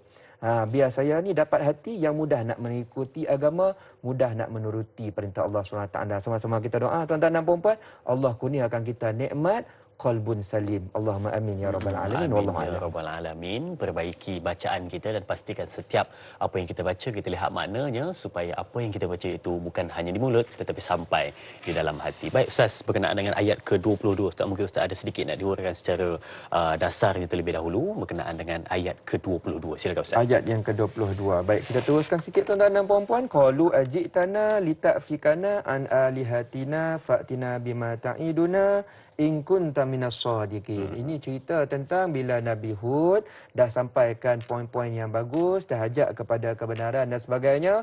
Macam saya kata tadilah, mereka ni sentap. Itu perkataan kita. Depa sentap. Sentap tak boleh terima orang tegur kesilapan. Ya. So apa depa kata? Qalu ajitana. Hud, kamu datang, bawa kami, datang jumpa kami lah ni. Rupa-rupanya kamu nak suruh kami berubah. Palingkan kami daripada sembah berhala yang kami dah buat bertahun-tahun ni. Itu poin kamu. Ya, itu poin kamu. Dan sekarang ni kamu nak kata kalau kami tak berubah, nanti kami kena azab Tuhan kamu nanti. So orang ni tuan-tuan dan puan-puan, mereka ini nak suruh tukar daripada iman kepada berhala mereka kepada beriman kepada Allah SWT. Mereka tak nak terima. Dan bila mereka tak nak terima, mereka dah sentap, mereka keluarlah reaksi yang saya katakan tadi. Reaksi kata-kata sombong, reaksi kata-kata cynical. Ayat yang kita baca, fa'tina bima ta'iduna in kunta minas sadiqin. Kalau kamu rasa kamu ni betul Hud, ya, kamu cakap ada seksa nanti datang kepada kami tak nak tunggulah seksa tu minggu depan. Kami tak nak tunggulah lagi 2-3 bulan. Kami nak besok kami bangun seksa tu datang. Kalau betul hampa betul, try. Kata tu sombong tuan-tuan dan puan. Sombong sangat ya. Sombong sangat. So perangai macam ni lah yang Tuhan tegur orang zaman dulu. Orang zaman sekarang ada ke tidak? Kita ada ke tidak perangai macam tu? Jenis sentap kalau orang tegur bab-bab agama. Ada ke tidak?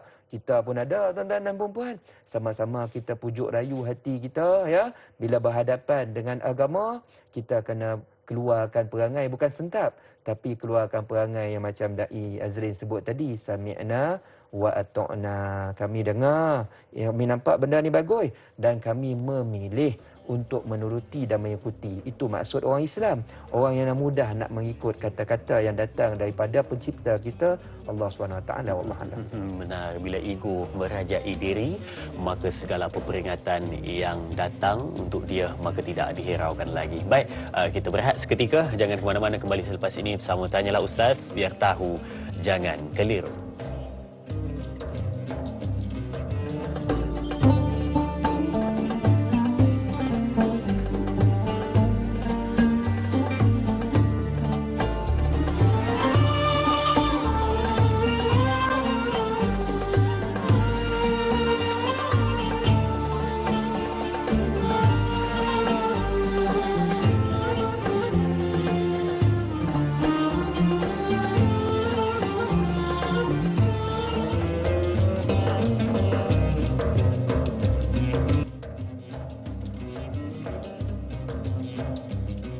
Subhanallah, kita bertemu kembali dan terima kasih diucapkan kepada semua penonton keluarga besar Tanyalah Ustaz di Malaysia, di Singapura dan di Indonesia yang menyaksikan kita pada ketika ini. Dan terima kasih, semoga semuanya mendapat manfaat atas perbincangan kita dan sebarkan kepada sahabat-sahabat anda live kita di Facebook Tanyalah Ustaz TV3. Semoga semua beroleh manfaatnya. Baik, untuk perbincangan ayat ke-23, sudah tak sedar sudah 1 jam kita bersiaran pada hari ini. Khusyuk kita dan juga terleka dalam mendengar kebaikan tentang ilmu pengetahuan, dan kita nak teruskan pada ayat ke-23. Kita lihat soalan di Facebook Tanyalah Ustaz dari sahabat kita Nur Dahlia Biru. Baik, Assalamualaikum. Merujuk ayat 23, siapakah ia dan aku yang berkata, yang mengetahui itu ialah Allah, dan aku menyampaikan kepada kamu apa yang disuruh aku menyampaikannya, tetapi aku melihat kamu kaum yang tidak mengerti. Dan soalan yang kedua, adakah ayat ini tentang tauhid, larangan mensyirik dan menyekutukan Allah Subhanahu wa taala?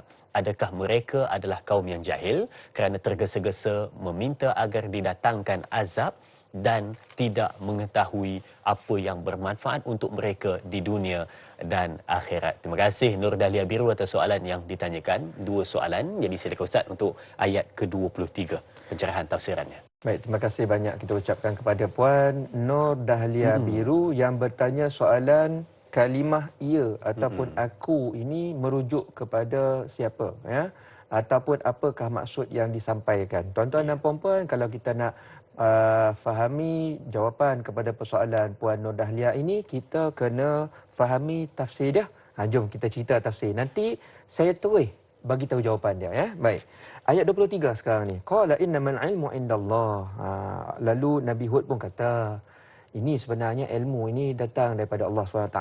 Baik. Dia sebenarnya kesinambungan dia macam mana? Dia cerita dia ayat 21 tadi, Nabi Hud jumpa dia punya grup. Bagi tahu hampa ni ada buat silap sembah berhala, kita comeback kepada perkara baik, sembah Allah SWT. Itu first sin. Ni cerita sin lah tuan-tuan dan puan, bagi kita nampak. Second sin tuan-tuan dan puan, ya, kaum dia tolak. Dia kata apa? Hampa ni bawa cerita semua dongeng tahyul lah.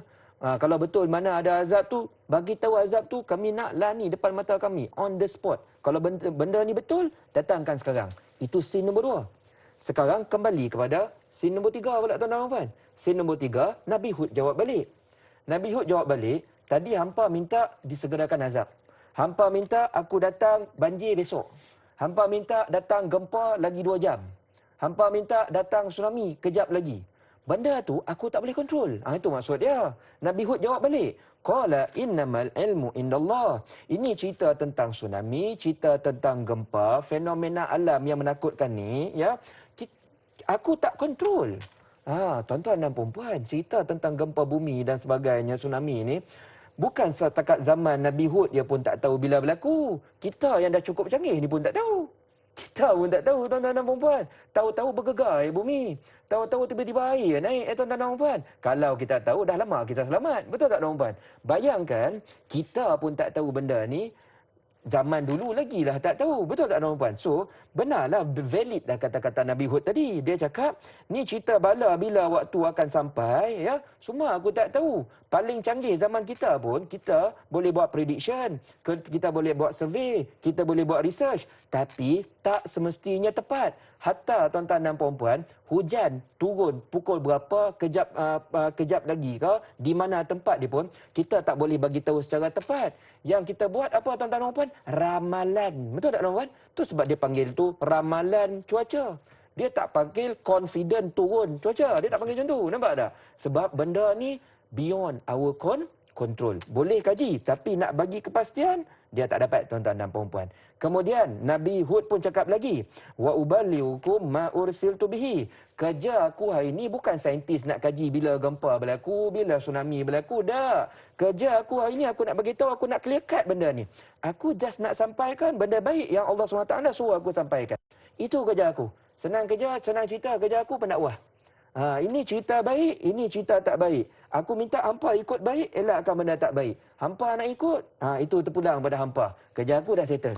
Ya. Tapi kalau nak tanya lebih-lebih, bila gempa bumi berlaku dan sebagainya ni, ini aku pulangkan kepada Allah SWT. Aku tak tahu apa-apa pun tentang perkara tersebut. Bukan Nabi Hud yang tak tahu, kita pun tak tahu, tuan-tuan dan puan-puan. Macam yang saya katakan tadi. Kemudian, Nabi Hud pesan last sekali. Walakinni arakum qauman tajhalun. Tapi ikut pendapat akulah, kalau hampa ni dah cerita terang-terang benda bagus ni, tak nak ikut lagi, aku rasa hampa ni betul orang jahil. Kenapa jahil? Sebab begini, kenapa mereka ni dianggap jahil? Walaupun saya kata tadi mereka ni cerdik pandai, tuan-tuan dan puan-puan. Sebab kalau orang yang jenis cerdik pandai, yang kalau mereka minta, mereka nak minta benda-benda baik.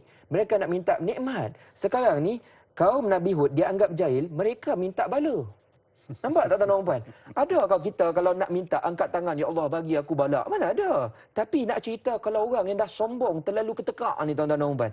Terlalu tinggi sombong, dia berani keluar, datangkan bala kepada kami sekarang, ya Allah. Dan kata Nabi Hud tuan-tuan dan puan, ini orang yang dah terlalu ikut emosi ni susah kita nak layan.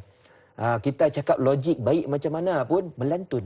Jadi getah lantun orang dulu kata kan. So ini perangai kaum Nabi Hud yang sedang diceritakan di dalam ayat 23. Jawapan dia saya yakin dah banyak kita cerita tadi. Wallahu a'lam.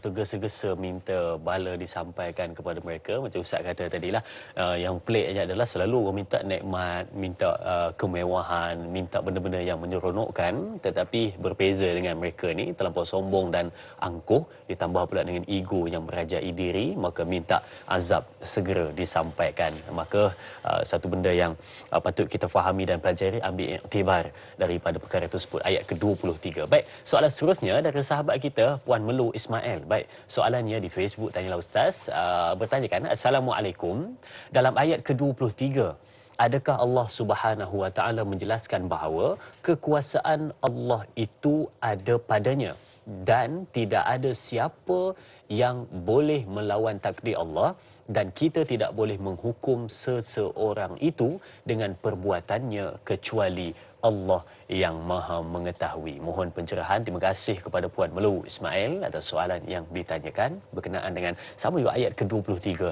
tentang bagaimana seseorang itu tidak boleh melawan kuasa Allah dan jangan menghukum kecuali Allah yang menghukum mereka. Silakan Ustaz. Baik, terima kasih banyak kepada Puan Melu Ismail. Ayat 23 ini tuan-tuan dan puan-puan yang dimuliakan, antara pengajaran yang paling besar ialah dalam hidup kita ni, kita tahu sebenarnya ada banyak remote control yang kita tak pegang, tuan-tuan dan puan-puan. Ada banyak remote control, maknanya ada banyak perkara yang akan berlaku dalam hidup kita ni yang beyond our control. Tak kira kita ni hebat mana pun, kuat mana pun, gagah mana pun, pandai mana pun, pintar mana pun, belajar terror macam mana pun, duit banyak mana pun, pengikut ada banyak mana pun, ya, kita punya kedudukan tinggi mana pun, ada banyak perkara yang beyond our control. Bila Allah SWT nak uji kita, tuan-tuan dan puan-puan, waktu tu kita akan rasa kita ni lemah, kita ni kerdil dan sebagainya. Kita tak boleh nak langgar kekuasaan Allah SWT. Tak boleh tuan-tuan dan puan-puan. Kalau nak langgar, kita confirm kalah. Zaman dulu mereka cuba nak langgar Allah SWT. Maksud saya langgar tu, dia bukan langgar insiden macam kita faham. Maksud langgar tu dia tak nak ikut, ya, dia tak nak ikut cakap Allah SWT, ya. Dia berdebat, dia berlawan dengan Rasul. Ya, dia tak nak ikut kata-kata pendakwah dan sebagainya. Akhirnya apa yang berlaku? Bila Allah SWT turunkan ujian, waktu tersebut semua orang teruk kena, tuan-tuan dan puan. Teruk kena belasah dengan Allah SWT. Dan kita umat-umat kemudian ni bila baca Quran ini sebenarnya gentle reminder yang Allah SWT nak bagi kepada kita. Jangan jadi perangai teruk macam tu. Nanti aku bagi ujian, hampa canggih macam mana pun kelang kabut lah. Kelang kabut. Kita sekarang ni dah merasa, tuan-tuan dan puan. Siapa sangka tahun 2020. Saya dulu, tuan-tuan dan puan, waktu saya kecil. Saya ni dulu sekolah menengah tahun 1995, 96 ni selalu kita dengar wawasan 2020, wawasan 2020. Maknanya waktu tu kita fikir tahun 2020 tu dah ada kereta terbang apa semua. Kita fikir, dah canggih maju dah. Kita tak cukup, kita langsung tak sangka sikit pun, tuan-tuan dan puan. Tahun 2020 ni everything change. Satu ya ujian kecil ya Allah SWT tak hantar pun gempa besar-besar macam zaman dulu, banjir besar-besar. Tuhan bagi kita ujian kecil ya. Nama dia apa, tuan-tuan? Tu kuman COVID tu. Satu dunia menggelabah. Satu dunia menggelabah. Tak pernah kita sangka 2020 begitu keadaan kita. Semua duduk terkurung dalam rumah, tuan-tuan dan puan. Nak keluar pun takut. Nak keluar pun takut. Tapi dekat sini kita belajar bahawa secanggih mana pun, sehebat mana pun kita fikir bila masuk tahun 2020 kita berada di puncak kemajuan, kan? Rupa-rupanya Allah SWT nak ajar kita melalui satu makhluknya bernama COVID. Ada banyak lagi perkara yang kita kena beringat. Kita tahu had kita tahu dekat mana kita kena mengikut Allah SWT. Kita harap begitu dengan semua ujian ni kita sama-sama, tuan-tuan dan puan, kembali tunduk, sama-sama rajin balik semayang, letak dahi kita dekat bawah, sama-sama kita angkat balik tangan kita, minta Allah ampunkan dosa, minta Allah SWT jauhkan kita daripada bala bencana. Semoga dengan semua ini, tuan-tuan dan puan, Allah SWT akan curahkan kembali rahmat, kasih sayangnya kepada kita. Allah angkat segala ujian dan juga bala bencana daripada kita. Allahumma amin ya rabbal alamin. Nah, nasihat yang mendalam dan patut kita hayati dan ambil peduli tentang apa yang Ustaz sampaikan kepada kita. Baik, kita ada pemanggil di talian. Assalamualaikum. Waalaikumsalam. Salam. Ya, tuan, siapa di sana? Abdullah Osman daripada Seremban. Tuan Syed Abdullah Osman dari Seremban. Ya, soalannya tuan. Ni Ustaz. Ya. Ayat-ayat ni ada kaitannya dengan hidayah. Ayat berapa tu? Halo? Ayat Ya, berapa ya. tu? Ayat-ayat Ahqaf ni ada kaitan lah dengan hidayah. Kerana walaupun berilmu tinggi, bijaksana, tetapi tanpa hidayah akan hilang punca. Soalan saya, adakah hidayah ini boleh terhijab dari keimanan mentauhidkan Allah umat-umat sekarang ni lah? Minta pencerahan daripada Ustaz. Terima kasih. Terima kasih Tuan Syed Abdullah Osman tentang katanya ayat-ayat daripada ayat 21, 22 sehingga ke 24 ni bercerita tentang hidayah katanya, dan bolehkah hidayah itu terhijab, Ustaz? Baik, Itu soalannya, silakan. Baik. Saya suka dengan soalan Tuan Haji Syed Abdullah Osman. Syed Abdullah Osman daripada Seremban ya, Tuan Haji. Ustaz kat mana? Saya orang Seremban tadi. Sama. Silap sama tompek gitu ya. Saya asal Seremban ya. Dia bila cerita orang Seremban ni keluarlah slang Negeri Sembilan ya. Baik, tak apa, saya kembali kepada slang KL balik ya. Takut ramai tak faham lah kan ya. Baik, kita cerita tentang soalan Tuan Haji Abdullah kita tadi. Poin dia tentang hidayah. Tuan-tuan dan puan yang dimuliakan Allah SWT, saya suka sangat dengan poin yang Tuan Haji sampaikan, iaitu kita ni pandai macam mana pun, hebat macam mana pun, terror macam mana pun, tapi kalau kita ni hidup tanpa hidayah, bagi Tuhan useless. Bagi Tuhan benda ni tak bermanfaat pun dunia dan juga akhirat. Itu poin yang sebenarnya bagi saya itu rangkuman kepada cerita kita pagi ni. Kalau kita dapat hidup dalam keadaan hidayah, kita memiliki segala-galanya. Kalau kita memiliki segala-galanya yang ada di dunia, tapi tanpa hidayah, tuan-tuan dan puan-puan, we are nothing. We are nothing. Conclusion yang sangat bagus. Baik. Soalannya ialah kenapa bila kita ni ada orang dia mudah dapat hidayah, ada orang dia susah nak dapat hidayah. Jawapannya kita lihat pandangan daripada para ulama, mereka kata begini, hidayah ni memang Allah SWT nak bagi. Memang Allah SWT nak bagi, bukan setakat nak bagi, dah bagi dah. Ni Al-Quran ni hidayah lah ni, tuan-tuan dan puan. Maknanya kita tak adalah perlu sampai tahap macam Rasulullah SAW kena panjat gua berperang nak dapat Quran dan sebagainya. Kita dah dapat dah Al-Quran. Tu ada dekat rak buku tu kat rumah tu. Maknanya hidayah Allah bagi tak? Bagi. Ya. Kemudiannya hidayah Allah bagi kita. Allah SWT sekarang ni bagi kita cukup banyak cara nak ada mudah dapat hidayah. Ada rancangan Tanyalah Ustaz, ya. Sekarang ni ramai orang buat kelas-kelas tadabbur online, offline dan sebagainya. Buku-buku ustaz-ustazah ulama tulis cukup banyak. Maknanya akses nak dapatkan hidayah sangat mudah. Sangat mudah. Dulu Al-Quran kena panjat bukit macam Rasulullah SAW. Baru dapat Iqra' bismi rabbikal ladzi khalaq. Kita lah ni picit je. Point. Dah ada dah tuan-tuan dan puan. Maknanya hidayah mudah ke tidak? Memang dah ada depan mata. Cuma ulama' kata dia ada satu lagi. Namanya taufik. Pernah tak kita dengar? Wabillahi taufik wal hidayah. Betul tak tuan-tuan dan puan? Taufik maksudnya kemahuan untuk mengikuti hidayah. Ini antara pandangan ulama' ya tuan-tuan dan puan. Taufik ialah kemahuan untuk mengikuti hidayah. Dekat sini tuan-tuan dan puan, Allah SWT ya kata siapa yang cari dia dapat. Siapa yang tak cari memang dia tak dapat. Siapa yang memang langsung tak nak mencari bahkan menolak nanti Allah SWT sil hati dia. Langsung tak terima taufik, langsung tak terima akses hidayah. Ya khatamallahu ala qulubihim wa ala sam'ihim. Kita tak mau jadi macam itulah tuan-tuan dan puan-puan, tapi saya yakin bila anda daripada pukul 6.30 tadi sampailah ni dah pukul berapa? 8.30 dah ni, dah nak habis dah. Tapi belum habis lagi ya. Kita baru pukul 8 tuan-tuan. Kejap lagi kita masuk dalam TV9 sebab ada satu lagi ayat kita belum bincangkan ya. Kalau anda semua memang daripada tadi sama-sama ikut, kita benar-benar menghargai hidayah, kita benar-benar nak dapatkan taufik daripada Allah Subhanahu Wa Taala. Kita bersyukur tuan-tuan dan puan, angkat tangan.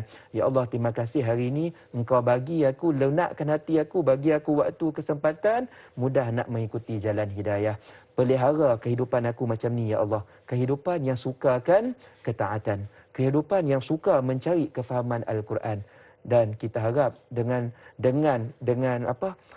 kemahuan sebegitu Allah SWT akan sampaikan kita kepada mati dalam keadaan beriman. Nanti kita bangkit hari kiamat dikumpulkan bersama orang-orang yang beriman. Allahumma amin. Wallahu a'lam. Terima kasih Ustaz. Dan tadi bila kita sebut berkenaan dengan setiap Nabi, ada mereka yang membantu memperjuangkan dakwah yang dibawa oleh Nabi tersebut, dan ada juga pengikut dan juga ada mereka yang membenarkan, seperti mana Nabi Muhammad SAW, ada Sayyidina Abu Bakar As-Siddiq yang membenarkan apa yang dibawa oleh baginda Nabi SAW antaranya. Dan bila sebut pula tentang Nabi Hud AS, Ustaz, adakah semua orang menolak ataupun cuba menghindarkan daripada nasihat yang cuba disampaikan oleh Nabi Hud, ataupun ada juga yang menerima dan ada juga yang membantu Nabi Hud AS? Cuba sedikit Ustaz, silakan. Baik, terima kasih. Soalan ni pun bagus ya. Soalan ni bagus sebab kita nak tahu takkan Nabi Hud ni berjaya ke tidak dalam mission dia tu kan. Baik, pandangan ulama memang ada beberapa kumpulan daripada grup Nabi Hud iaitu kaum Ad ni, ada yang beriman.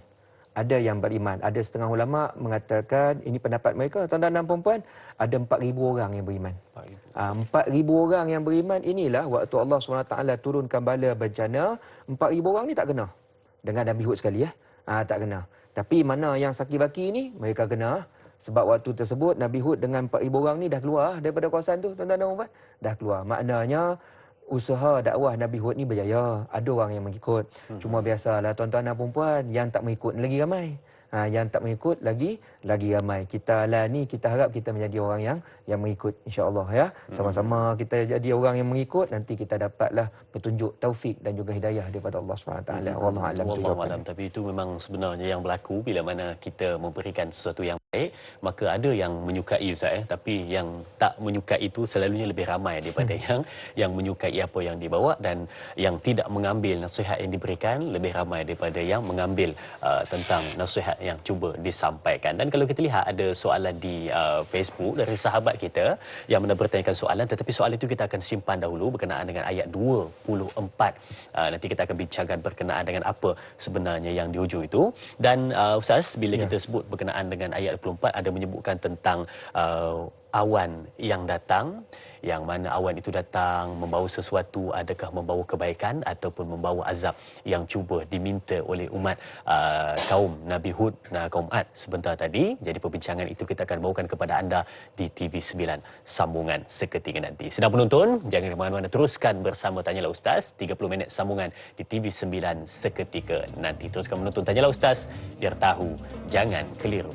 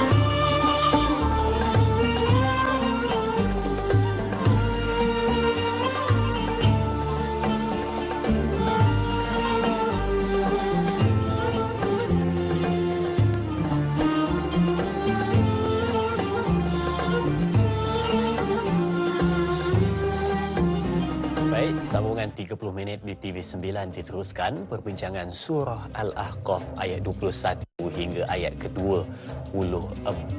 Dan kalau tadi ayat 21 sehingga ke ayat 23 telah kita kupaskan kepada anda semua. Semoga dapat pencerahan berkenaan dengan bagaimana sifat manusia bergelar sebagai kaum Ad ketika mana bersama dengan Nabi Hud alaihissalam yang mana tidak pernah ambil peduli, tidak pernah mengambil iktibar dengan apa yang cuba disampaikan. Sebaliknya, ego tetap ada dalam diri, minta segera azab disampaikan kepada mereka. Adakah sampai ataupun tidak azab yang diminta itu? Kita akan teruskan perbincangan kita di dalam ayat ke-24.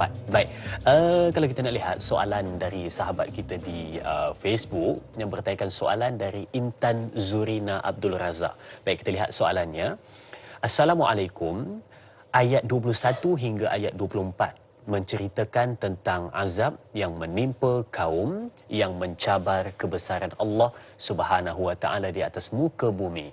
Pada masa kini, ada juga golongan yang mencabar kuasa Allah dan semakin berani meneruskan cara hidup mereka tanpa segan silu dan rasa takut dengan azab yang bakal dihadapi. Soalan saya, apakah tindakan yang harus golongan macam kami, bukan ilmuwan agama, harus lakukan kerana kami takut memikirkan azab yang mungkin akan terpalit pada kami semua pada ketika masih hidup ini? Terima kasih Ustaz atas pencerahan. Terima kasih juga Intan Zurina atas soalan yang ditanyakan berkenaan dengan apa yang patut dilakukan supaya tidak ada perkara-perkara yang tidak diingin terpalit dalam kehidupan, khususnya azab yang kita bincangkan. Silakan Ustaz. Baik, terima kasih saya ucapkan tamanya kepada tuan-tuan dan puan-puan yang dimuliakan kerana masih lagi setia bersama rancangan Tanyalah Ustaz walaupun kita dah pindah TV. Bukan TV itu kita bawa pindah ya, dan dia punya apa? Siaran dia. Tadi kita dekat TV 3. Lah ni kita pun masuk TV 9. Point masih sama, cerita masih sama, orang handsome pun masih sama. Gurau tuan-tuan dan puan ya. Baik, kita teruskan kepada jawapan. Persoalan yang datang daripada Intan Zurina Abdul Razak. Saya suka dengan soalan beliau. Beliau ni menunjukkan rasa concern tentang takut azab Allah SWT ya. Kemudian beliau menyatakan rasa concern, apakah tindakan yang harus golongan macam kami yang bukan ilmuwan agama harus lakukan kerana kami takut fikirkan azab yang mungkin terpalit pada kita semua waktu hiduplah ni. Baik, apa yang perlu kita lakukan tuan-tuan dan puan? Cerita dia begini, kita kena faham satu perkara. Dakwah ni tuan-tuan dan puan ataupun bahasa Arab dia tabligh. Tabligh ni maksudnya menyampaikan. Dan tabligh juga merupakan salah satu daripada sifat Rasulullah SAW. Ya, tabligh ataupun cerita dakwah ini tuan-tuan dan puan-puan, ia merupakan satu perkara yang kita perlu faham semua orang Islam kena buat. Semua. Dia bukan cerita ini Nabi ialah buat. Ini cerita ustaz ialah buat dengan dai. Kan? Yang lain tak payah buat. Yang lain kami dengar saja. Tak perlu nak sampaikan. Tak sebenarnya tuan-tuan dan puan. Semua orang kena buat dakwah. Tapi ustaz kami ni tak ada ilmu, macam mana nak cerita sembang macam ustaz? Dia begini, kalau kita tak ada kemampuan ya, tak ada ilmu macam yang kita sebut macam ni ya, kita boleh menyokong tugas dakwah. Itu perkataan dia. Kita boleh sokong tugas dakwah sebab kita ada kemahiran, kita ada kelebihan masing-masing ya. Jadi macam siapa? Macam Sayyidina Abu Bakar. Macam Sayyidina Umar. Ini semua backbencher tuan-tuan dan puan. Ya, tulang belakang kepada usaha dakwah Rasulullah SAW. Maknanya frontlinernya Rasulullah SAW. Kita kena jadi macam Sayyidina Umar, Sayyidina Abu Bakar, Sayyidina Osman dan juga yang lain-lain. Mana yang hak pandai memerintah, mereka merintah. Mana yang hak pandai berniaga, mereka cari duit banyak-banyak, sokong usaha dakwah macam Sayyidina Osman. Dan juga siapa yang kaya tu? Sayyidina Abdul Rahman bin Auf. Ya, Abdul Rahman bin Auf kan. Mereka ada pandai kelebihan mereka. Mereka gunakan perkara tersebut sokong usaha dakwah. Saya yakin tuan-tuan dan puan-puan yang sedang menonton ni semua hebat-hebat. Kita semua ada profession kita masing-masing, ada jawatan kita masing-masing, ada kelebihan masing-masing, kita sokong tugas dakwah. Ada kawan saya tuan-tuan dan puan-puan baru-baru ni nak bagi cerita macam mana cara sokong tukang dakwah ni. Ada kawan saya macam kami mengajar tajwid. So kami adalah buat buku tajwid dan sebagainya. Mereka buat apa tuan-tuan dan puan-puan? Saya tengok dia beli buku tajwid sampai 29 naskah dengan kita. Lepas tu dia kata, yang ni saya beli Ustaz, Ustaz tolong postkan kepada kawan-kawan dia. Dia ada macam grup tadarus Al-Quran, tuan-tuan dan puan-puan. Dan mereka cerita dengan saya lah, mereka ni pandai tak adalah pandai sangat. Jadi dia nampak, dia hadiahkan buku tajwid ni kepada kawan-kawan dia. Ini yang saya kata sebagai sokong usaha dakwah. Dan kita boleh buat, tuan-tuan dan puan-puan, ikut cara kita. Ada juga kawan saya, tuan-tuan dan puan-puan, dia jadi orang kuat masjid. Tapi tak adalah ceramah kat depan tu. Dia jadi JKK belakang ya. Tapi dia ni jadi tulang belakang masjid, tuan-tuan dan puan. Tulang belakang, ya ke? Kan, betul istilah saya ni. Maknanya, dia memang letakkan tenaga usaha dia. Dia tak dapat nak jadi frontliner. Tapi bahagian basuh pinggan, cuci kapet, kunci buka ke tidak, apa semua ni dia yang uruskan. A to Z. Satu keluarga, tuan-tuan dan puan-puan. Masya Allah, tabarakallah. Ini yang kita sebut sebagai semua orang ada peranan masing-masing. Kita menjadi pembantu kepada siapa? Kepada Rasulullah SAW. Sebab agama kita yang mula sampaikan ialah Rasulullah. Kita ni nak sambung lagi MLM kat bawah dia tu. Dia multi level lah kita panggil. Kita ni bahagian bawah-bawah, kita sambung. Tapi dapat ganjaran sama macam yang generasi-generasi atas dapat. Siapa yang sambung tugas dakwah, Allah bagi ganjaran syurga. Allah delete semua dosa kalau ada. Mana Ustaz tahu Ustaz? Saya baca surah Yasin. Itu yang Habib An-Najjar dapat. Allah SWT kata apa? Bima ghafarali rabbi wa ja'alani minal mukramin. Allah delete dosa saya. Kemudian Allah angkat martabat saya, bagi masuk syurga tinggi-tinggi. Sebab kerja saya sokong tugas dakwah sahaja. Tuan-tuan dan puan-puan pun boleh dapatkan ganjaran yang sama. Sama-sama berusaha, sama-sama kita berdoa. Wallahu a'lam. Sokong tugas dakwah dalam memberikan kebaikan dan menyebarkan kasih sayang kepada seluruh insan. Baik, soalan seterusnya di Facebook dari sahabat kita Hasnoin Wahid. Baik, Tuan, Assalamualaikum. Soalannya, dalam ayat ke-24 menerangkan mengenai azab Allah didatangkan berupa awan di lembah Al-Ahqaf sebagai tanda kebenaran agama Allah yang dibawa oleh Nabi Hud AS. Dan selepas itu, apakah kaum Ad beriman atau sebaliknya?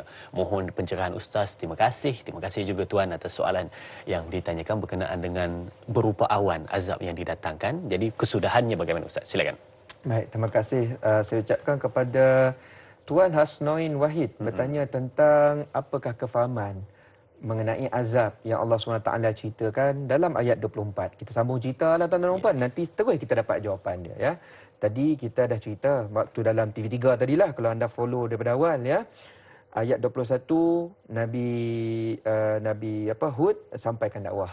Ayat 22 kaum dia tolak ajaran tersebut ya, mereka tak nak terimalah, mereka keluarkan kata-kata yang sombong, sinikal dan sebagainya. Ayat 23 Nabi Hud balas balik, ini cerita tentang azab ni aku tak tahu. Yang aku tahu, aku cerita sampai dakwah ya. Hampa nak terima, itu terpulang pada hampa. Hampa tak nak terima pun tak apa. Tapi Allah SWT kata dalam Al-Quran ya, siapa yang terima dakwah, mereka buntung. Siapa yang menolak dakwah, nanti mereka merana. Ya? Sebab orang yang terima dakwah ikut agama, kami nanti bagi satu tempat yang cukup molek. Namanya syurga. Siapa yang menolak agama kerana nak mengikut hawa nafsu, kesombongan dan juga emosi yang tak bagus, mereka ini akan kami kumpul juga nanti hari kiamat dalam satu tempat yang cukup buruk lah. Nama dia neraka. Terpulanglah. Nak ikut-ikut. Nanti konsekuen dia kita dapat. Ikut benda baik, dapat baik. Ikut benda tak berapa baik, dapat kesudahan tak berapa baik. Ya, na'udzubillah min zalik. Kemudian baru masuk ayat 24. Bila mereka ni banyak menolak ajaran Nabi Hud tadi, tuan-tuan dan puan-puan, mereka sanggup cabar pula tu. Oh, ini kata-kata cukup sombong. Mereka cakap bukan kepada Nabi Hud, tuan-tuan dan puan. Yang mendengarnya Allah SWT. Allah SWT murka. Apa yang berlaku? Ayat 24 kata apa? Falamma ra'auhu 'aridan mustaqbila awdiyatihim qalu hadza 'aridun mumtiruna. Waktu tu kawasan yang kita panggil sebagai Iram, kawasan di Bukit Ahqaf ni, mula-mula Allah SWT datangkan bala bencana, mula-mula kawasan tu panas kering. Apa saja yang mereka tanam semua tak keluar hasil. Hatta dikatakan pada waktu tersebut, telaga mereka dulu air cukup banyak, kering. Tak ada air langsung, tuan-tuan dan puan-puan. Maknanya mereka suffer, panas yang cukup teruk, air pula tak ada. Itu baru first layer, tuan-tuan dan puan-puan. Musim kemarau yang sangat teruk. Second layer yang kita cerita lah ni, Dalam keadaan mereka musim kemarau, panas, tiba-tiba mereka nampak ada awan hitam datang. Tuan-tuan dan puan-puan tahu tak apa maksud awan hitam datang? Mesti kita gembira. Wah, hujan datang, hujan datang. Betul tak? So itu yang berlaku falamma ra'awha 'aridan. Bila mereka nampak awan hitam tu datang pelan-pelan. 'Aridan mustaqbila awdiyatihim. Pelan-pelan datang kepada wadi tempat mereka tinggal ni. Lalu mereka kata apa? Qalu hadza 'aridun mumtiruna. Ni ayat 24 saya baca. Ini sebenarnya kata-kata mereka. Allah SWT rakam biar kita dapat baca. Mereka cakap apa? Itulah dia awan yang akan bagi hujan kepada kami. Mereka fikir awan itu mengandungi apa, tuan-tuan dan puan? Hujan. Tapi Allah SWT kata, dah. Kami tak bagi hujan. Bal huwa masta'jaltum bihi rihun fiha azabun alim. Tahu tak apa yang kami nak bagi? Itu sebenarnya baru mukaddimah. Kami sebenarnya nak datangkan angin puting beliung yang sangat teruk, yang sangat berkuasa, yang sangat kuat. Kenapa kami datangkan awal-awal kepada mereka ni? Kami tak tunggu mereka meninggal, kena masuk neraka dan sebagainya. Kami datangkan lani waktu mereka hidup kat dunia, sebab mereka ni kata-kata dia mulut laju sangat. Itu maksudnya masta'jaltum bihi. Inilah benda yang kamu minta supaya disegerakan. Ni yang saya kata mulut laju tadi, tuan-tuan dan puan, ya. Mulut tak ada insurans, mereka saya kata azab kami nak besok, lah ni kami bagi. Allah nak tunjuk kuasa, tuan-tuan dan puan. Rihun fiha azabun alim. Allah SWT bagi mereka awan, angin yang ada azab yang sangat teruk. Dan ulama kata, tuan-tuan dan puan, angin yang datang kepada kaum Nabi Hud ini, angin tornado. Angin tornado. Kalau baca surah Haqqah, tuan-tuan dan puan-puan, angin tornado tu datang 8 hari 7 malam. Sab'a layalin wa samaniyata ayamin husuma. Just imagine kalau kita tengok dokumentari lah, tornado kan dekat banyak negara barat ada tornado. Dia baru lalu 5 minit je. Habis semua rumah dah. Just imagine, kata Allah SWT, kami memang nak bantai betul-betul kaum Nabi Hud ni. Kami bagi mereka angin pusing kat situ je. Zip code dia kat situ je. Dia tak pergi mana-mana, tuan-tuan dan puan-puan. Berapa hari? Bukan 5 minit dah. 8 hari 7 malam. Hancur semuanya. Sampai sekarang, tuan-tuan dan puan-puan, kita tak jumpa lagi dah generasi keturunan mereka ini. Itulah azab yang Allah SWT datangkan kepada orang yang jenis menolak dakwah Allah Subhanahu Wa Taala. Wallahu alam. Bukan angin yang membawa hujan, tetapi angin yang membawa angin yang ribut, azab. Saya. Baik, kita berehat seketika, jangan ke mana-mana. Kembali selepas ini bersama Tanyalah Ustaz, biar tahu, jangan keliru.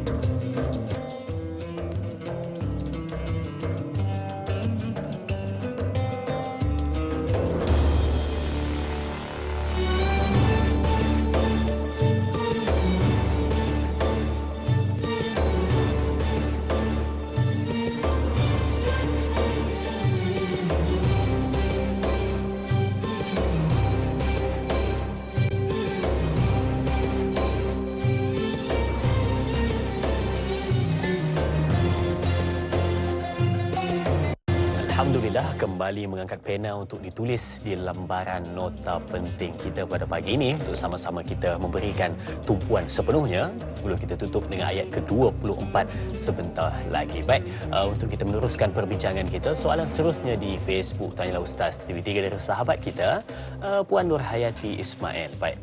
Assalamualaikum. Ada 3 soalan. Yang pertama, mengapakah Allah menangguhkan balasan di atas kekufuran umat kini berbanding umat-umat terdahulu? Dan soalan yang kedua, sebenarnya ianya telah datang kini dalam bentuk wabak yang sedang melanda dunia sekarang. Dan yang ketiga, atau katanya kerana Allah masih lagi memberi peluang dan ruang untuk bertaubat kerana kasihnya terhadap umat baginda Nabi SAW.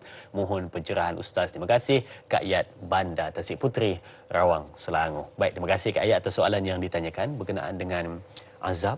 Kenapa tak macam umat terdahulu terus on the spot tapi kita ditangguhkan ataupun telah datang tapi tanpa kita sedar? Ustaz, silakan. Baik.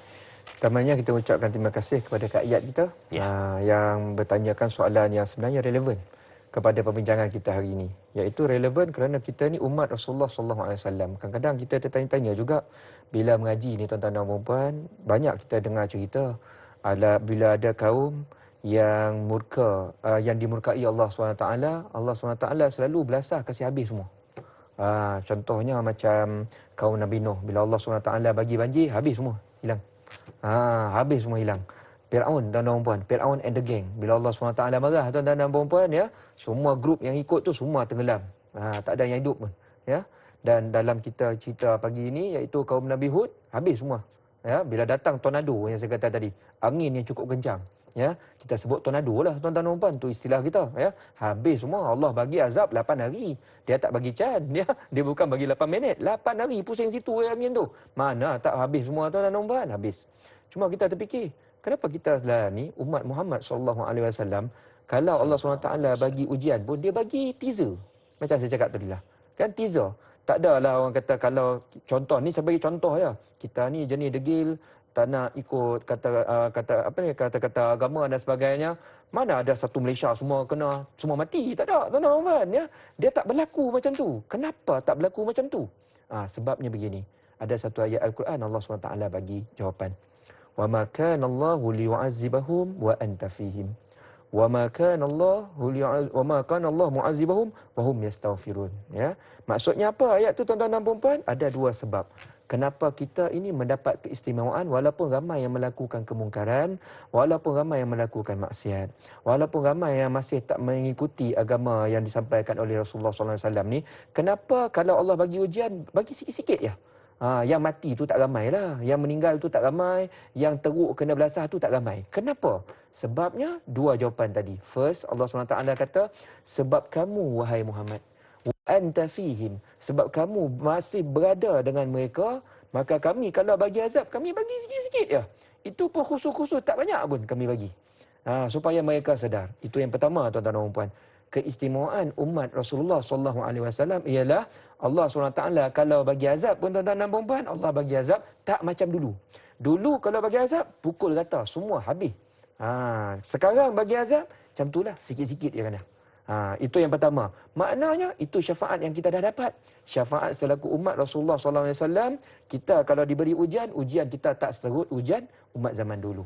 Ayat yang saya baca tadi. Yang kedua, Allah SWT banyak menangguhkan azab. Ataupun Allah SWT ada bagi ujian dan juga azab, tapi dia punya degree, tahap teruk dia tu tak teruk sangat. Sebab yang kedua ialah kerana ramai di kalangan kita yang masih banyak tiap-tiap pagi bila bangun beristighfar kepada Allah SWT. Sebelum tidur, kita banyak beristighfar kepada Allah SWT. Ada lagi di kalangan orang ni contohlah, dekat Malaysia ni, ramai lagi yang membaca istighfar kabir sebagai contoh. Allahumma anta rabbi la ilaha illallah, la ilaha illa anta khalaqtani dan sebagainya tu. Tuan-tuan dan puan tahu tak apa kepentingan kita baca istighfar ramai-ramai ni setiap hari, tuan-tuan dan puan? Kita sebenarnya membantu orang lain daripada terkena kemurkaan Allah Subhanahu Wa Taala. Masya-Allah, tabarakallah. Itu efek istighfar, menjauhkan kita daripada malapetaka, azab dan juga ujian daripada Allah SWT. Jom rajin-rajinkan kita beristighfar, tuan-tuan dan puan. Kita boleh start dengan angka yang selalu Rasulullah SAW buat, iaitu istighfar at least 70 kali, at least 100 kali. Kalau tak mampu nak buat 100 kali, kita rajin-rajin buat 200. Kalau tak mampu 200, buat 300. InsyaAllah ya. Saya bagi angka makin naik tuan-tuan dan puan, bukan makin turun. Sebab itu cara kita nak buat amal baik makin banyak sebenarnya insya-Allah ya. Wallahu a'lam. Dua perkara. Yang pertama kerana syafaat baginda Nabi sallallahu alaihi wasallam, hebatnya umat Nabi Muhammad sallallahu alaihi wasallam, maka ditangguhkan azab. Dan yang kedua adalah kerana masih ada lagi mereka yang di pagi hari, di petang hari, malam maupun siang masih lagi beristighfar kepada Allah Subhanahu wa taala. Itulah kerana apa? Kerana ditangguhkan azab, mungkin kerana masih lagi ada kebaikan di sekeliling kita. Wallahu a'lam. Baik, sedang penonton yang berbahagia dan dirahmati Allah, bila kita sebut tentang ayat ke-24 berkenaan dengan apa yang Ustaz kongsikan kepada kita sebentar tadi, bila mana diminta azab itu, maka didatangkan dalam dua bentuk Ustaz. Yang pertama diberikan hilang bekalan air dalam keadaan panas tetapi tak dapat air, dan yang kedua didatangkan angin yang mana mulanya seperti mana membawa air tetapi sebenarnya membawa angin berbentuk azab. Jadi mungkin Ustaz ada sedikit lagi nak dikupas berkenaan dengan ayat ke-24 ini untuk sebelum kita tutup perbincangan kita berkenaan dengan ayat ke-24, apa sebenarnya perkara penting yang boleh kita ambil daripada ayat ke-24. Silakan Ustaz. Baik, tuan-tuan dan puan-puan yang dimuliakan Allah Subhanahu Wa Taala. Perbincangan kita pagi ini memang dari sudut poin dia tu nada dia serius sikitlah. Quran ni belajar memang begitu tuan-tuan dan puan-puan. Kita ni bila belajar Quran, kita belajar daripada Allah Subhanahu Wa Taala sebenarnya. Saya ni facilitator ya. Ya, nak tolong sampaikan itu saja ya. Dan cara Allah SWT mengajar kita, mendidik hati kita sangat-sangat luar biasa. Cara dia sangat unik. Ada cara Allah SWT bagi kita informasi yang membuatkan kita rasa seronok, gembira. Kadang-kadang kita boleh tersenyum, tergelak, ketawa. Kalau saya baca ayat Al-Quran, bila sampai cerita tentang syurga, cerita tentang orang soleh, tuan-tuan dan puan, rasa lain macam gembira dia. Ya, cara Allah SWT nak entertain kita. Itu ayat begitu. Ada waktu Allah SWT bagi kita nak mengajar juga, tapi dia punya point agak serius. Dan kita sampai kepada poin serius tersebut ya. Cerita tentang azab, cerita tentang kemurkaan. Kenapa begitu Ustaz cara Allah SWT mengajar? Sebab Tuhan ni tahu dia yang bentuk kita tuan-tuan dan puan-puan. Dia tahu manusia ni, ada manusia yang jenis kalau cakap baik dia mengikut. Ada juga manusia yang jenis cakap baik, dia ni susah nak mengikut. Tapi bila kita gertak baru dia jalan. Kita kat rumah anak pun macam tu tuan-tuan dan puan. Ada anak kalau kejut sembahyang subuh, akak bangun, terus dia bangun. Ada. Tapi ada juga anak, abang tu, kita kejut cakap banyak kali, tak bangun-bangun. Lama-lama kita cakap nanti mak rotan, baru dia bangun. Ya, baru dia bangun. So, ayat Al-Quran, dia ada nak cater orang perangai macam-macam ni. Kalau macam tuan-tuan dan puan-puan jenis orang yang baik-baik, selalu cerita benda baik-baik lah, dah okey dah. Dah ikut, menurut dan sebagainya. Tapi ada juga manusia yang jenis, dia ni ketekak sikit lah.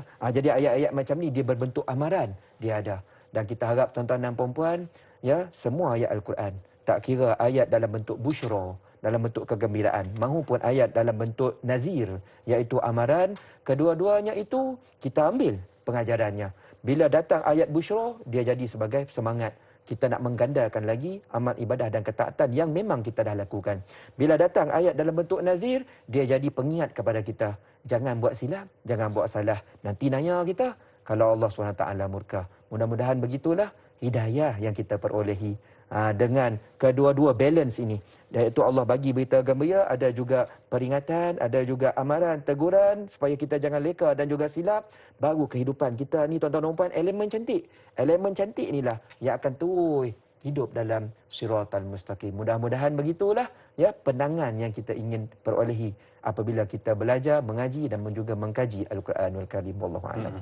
Ayat dalam bentuk peringatan yang tegas diberikan oleh Allah Subhanahu Wa Taala dalam surah Al-Ahqaf ayat ke-21 sehingga ayat ke-24. Sidang penonton, kisah tentang kaum Ad dan Nabi Hud alaihi salam, yang mana ketika mana hidayah sudah datang di hadapan pintu tetapi mereka tidak membukanya, dan bila mana nasihat datang untuk menyelamatkan mereka tetapi ego sudah dalam diri menjadi sebati, dan maka mereka meminta azab disegerakan untuk mereka lihat, maka Allah kabulkan sampaikan pada mereka azab tersebut.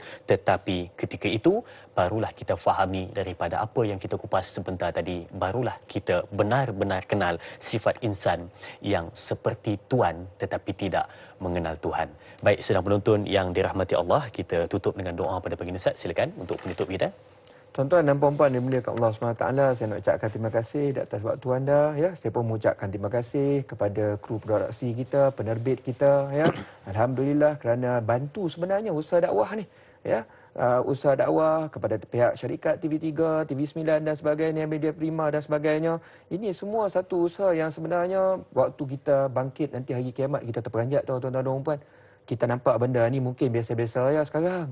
Tapi hari kiamat kita tengok, banyak betul pahala dah. Kita harap begitu dan sama-sama kita berdoa semoga Allah SWT akan mengurniakan kita syafaat, mendapat ganjaran mendapat syafaat Al-Quran insya-Allah. Itu yang saya baca dalam doa yang kita sedang tadahkan sekarang.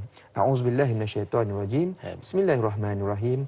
Alhamdulillahirabbil alamin wassalatu wassalamu ala asyrafil anbiya wal mursalin wa ala alihi washabbihi ajmain. Amin. Allahumma zayyinna bi zinatil Quran wa akrimna bi karamatil Quran wa syarifna bi syarafatil Quran wa albisna bi khil'atil Quran wa adkhilnal jannah bi syafa'atil Quran wa afina min kulli bala'id dunya wa azabil akhirah bi hurmatil Quran ya zal fadli wal ihsan. Wa sallallahu ala sayyidina Muhammad wa ala alihi wa sahbihi wasallam. Walhamdulillah rabbil alamin. Amin, amin ya rabbal alamin. Terima kasih diucapkan kepada Al-Fadhil Ustaz Ashraf Ayub dan terima kasih diucapkan kepada semua penonton setia Tanyalah Ustaz. Jangan lupa esok bersama dengan moderator Da'i Anas, dengan ahli panel Prof Madya Ustaz Dr. Muhammad Suki Uthman dengan topik akidah sifat 20 ma'ani. Teruskan menonton Tanyalah Ustaz biar tahu jangan keliru. Sekian. Assalamualaikum warahmatullahi wabarakatuh.